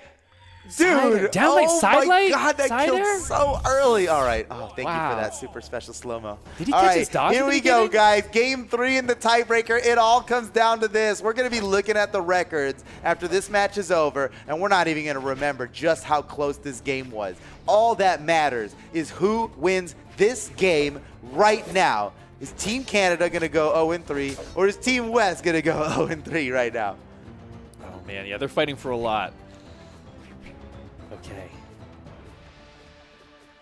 Oh, Gotta the be pressure is careful. so on. These guys don't want to make any mistakes, dude. There's never been so much pressure on a match. All right, Java now swapping out for the hammer. We saw him take Dude, stocks yeah, I agree. immediately. It's all about the hammer, like, bro. literally, megD's at kill range I can't right now. believe Java ever threw away a hammer to get a sword instead. Like. What? He did it! Oh, my God. They're listening. Oh Why my are they God. listening? Okay, all right. Well, maybe he'll impress us with some fancy sword stuff we don't know I about. mean, he's no slouch on the sword. We can't, For you know. sure. I just can't help but remember the 2 stocks in the very last match we just watched where he deleted megD at yellow. That was okay. I wouldn't mind seeing that again, in fact. Yeah. I'll have seconds of that, please. More bread for the table. You're right. It is like when you order something from a restaurant. Next time you go there, you're like, I'll try something new. And then you hate it. Yeah, like, it's just like, you know what? I could have had the same thing. I don't want again. olives in my water. Why'd I order this? Olive water. Oh, my God. All right. Well, hopefully Java's not serving up olive water. Let's see if he's got something better in the tank here. But this is a close. I mean, he's got that good like pumpernickel bread. You know, it comes with garlic butter. It's real special, even though it's like you think, oh, every restaurant serves bread, but no. This is special bread right here. I think we're going too deep into our restaurant analogy. Potentially. Potentially. Too many courses in. Wait a second, he stuffed the recovery. I don't think megD can make it back. Ooh! Oh That's my a gosh. stock for Java, and Team West is in the lead. Remember, guys, it all comes down to this game. There's no more games after this. This is the last thing we're going to watch on stream today. megD versus Java. Is it going to be Team West coming away with the victory, or is it going to be Team Canada? So far, Team West is in the lead right now, and Java continues to build up a lead. Oh, that down C would have been so good. Okay, megD thought better of it. He thought about going into that ground pound, but it kind of looked like Java was setting up for it. Surprise side sig. Wait a second. Oh, he actually, man, forcing that dodge from megD early like that could have ended up in a big kill for Java. Dude, I think it's all about those side sigs for Java, man. He's just, let's just get some more of those. Okay, megD takes the stock, but look at the damage, man. That stock might have been a little too late. But unless megD comes back with a very explosive stock, which, I mean, face it, we've seen it several times on this very stream that we've commentated recently. megD absolutely could bring this back, except... I can't believe that wasn't enough. megD like jumped Holy into cow. that. What a read from Java. He caught him somehow with that recovery. Not enough to KO quite yet. megD. Java's doing so well. Here he comes. Here he comes with the hammer. No. Wait, is it going to be a side zig? Oh, Okay. watch out. Don't come up that corner too Sick fast, corner guard? megD. He's got to come up eventually. The exclamation points are there. Java's looking for it. Java is looking. It could be a side air. Side air will do it. Side sig. Stomp. That'll stomp will lead into a few kill options. That'll take him out. But now we're on to the sword. And sword, honestly, I mean, oh no. The sword recovery. You got to be so, you got to aim those sword recoveries so perfectly, right? If you drift out just a little too early, that it doesn't send anywhere. It's not till the final hit that it actually sends. Oh, right, yeah. megD is so hurt. You can see just how careful megD is. Oh my God. That's what you're talking about there. He's switching to this hammer. He's over it. Yeah, He's over that whatever. sword. Let me hit you with anything. Yeah, anything. Weapon throw almost does it. megD bleeding out heavy on this second stock. But you know what? Oh, that's it. That's so it. That's so it. Oh my God. He almost would have killed him with a downlight. A downlight might have popped him up through the roof at that point. Okay, now Java with the stock lead, not quite a full stock lead. I know, he's but in you the can't orange maybe, get, but you know, if you're Java right now, you cannot be too confident with this. You know? You're not feeling good. No, you gotta respect what megD is capable of, man. You don't want to be known as the guy who let the lead go. That's true. Very true. But Java's playing it smart here. All right, megD's got the opportunity. Gotta equalize before it's too late, or else Team West is running away with this victory. Oh wait, he actually can. He could. Oh no! What is he gonna do? Oh my God! Oh my God! Oh my, that was too much. My heart stopped I was several sweating times. more than their characters were. Oh! megD brought it back. Look, that damage differential is basically nothing. It's coming. Oh. Match point either way. Whoever takes his final stock. Down to the last stock. The damage pretty much even. It doesn't get any closer than this. This is it. This is the last thing we're going to watch on stream today. Who's going to win? Oh! Big down signature! Oh! Is it enough? Oh! Java! Java does it for Team West in the most spectacular fashion. What a finish. What a victory. Java and Team West take the set over Team Canada. I can't believe it. Oh my gosh. Oh, Woo! man. What a down sig, man. We've seen that down sig whiff before, but every time it goes, we're like, ooh, that would have been the stop right there. if He charged it landed. like a little bit. And yeah, just enough. And then the slide kick, ground pound, not gonna perfect miss finish. that. Let's go, Java for Team West. They're probably popping off in voice Oh my chat gosh. so hard right now, dude. I am so happy for those guys. Team West, the lowest seed in the tournament, has just performed an epic upset over Team Canada in the tiebreaker. Look, they almost earned their way through the crew battle alone.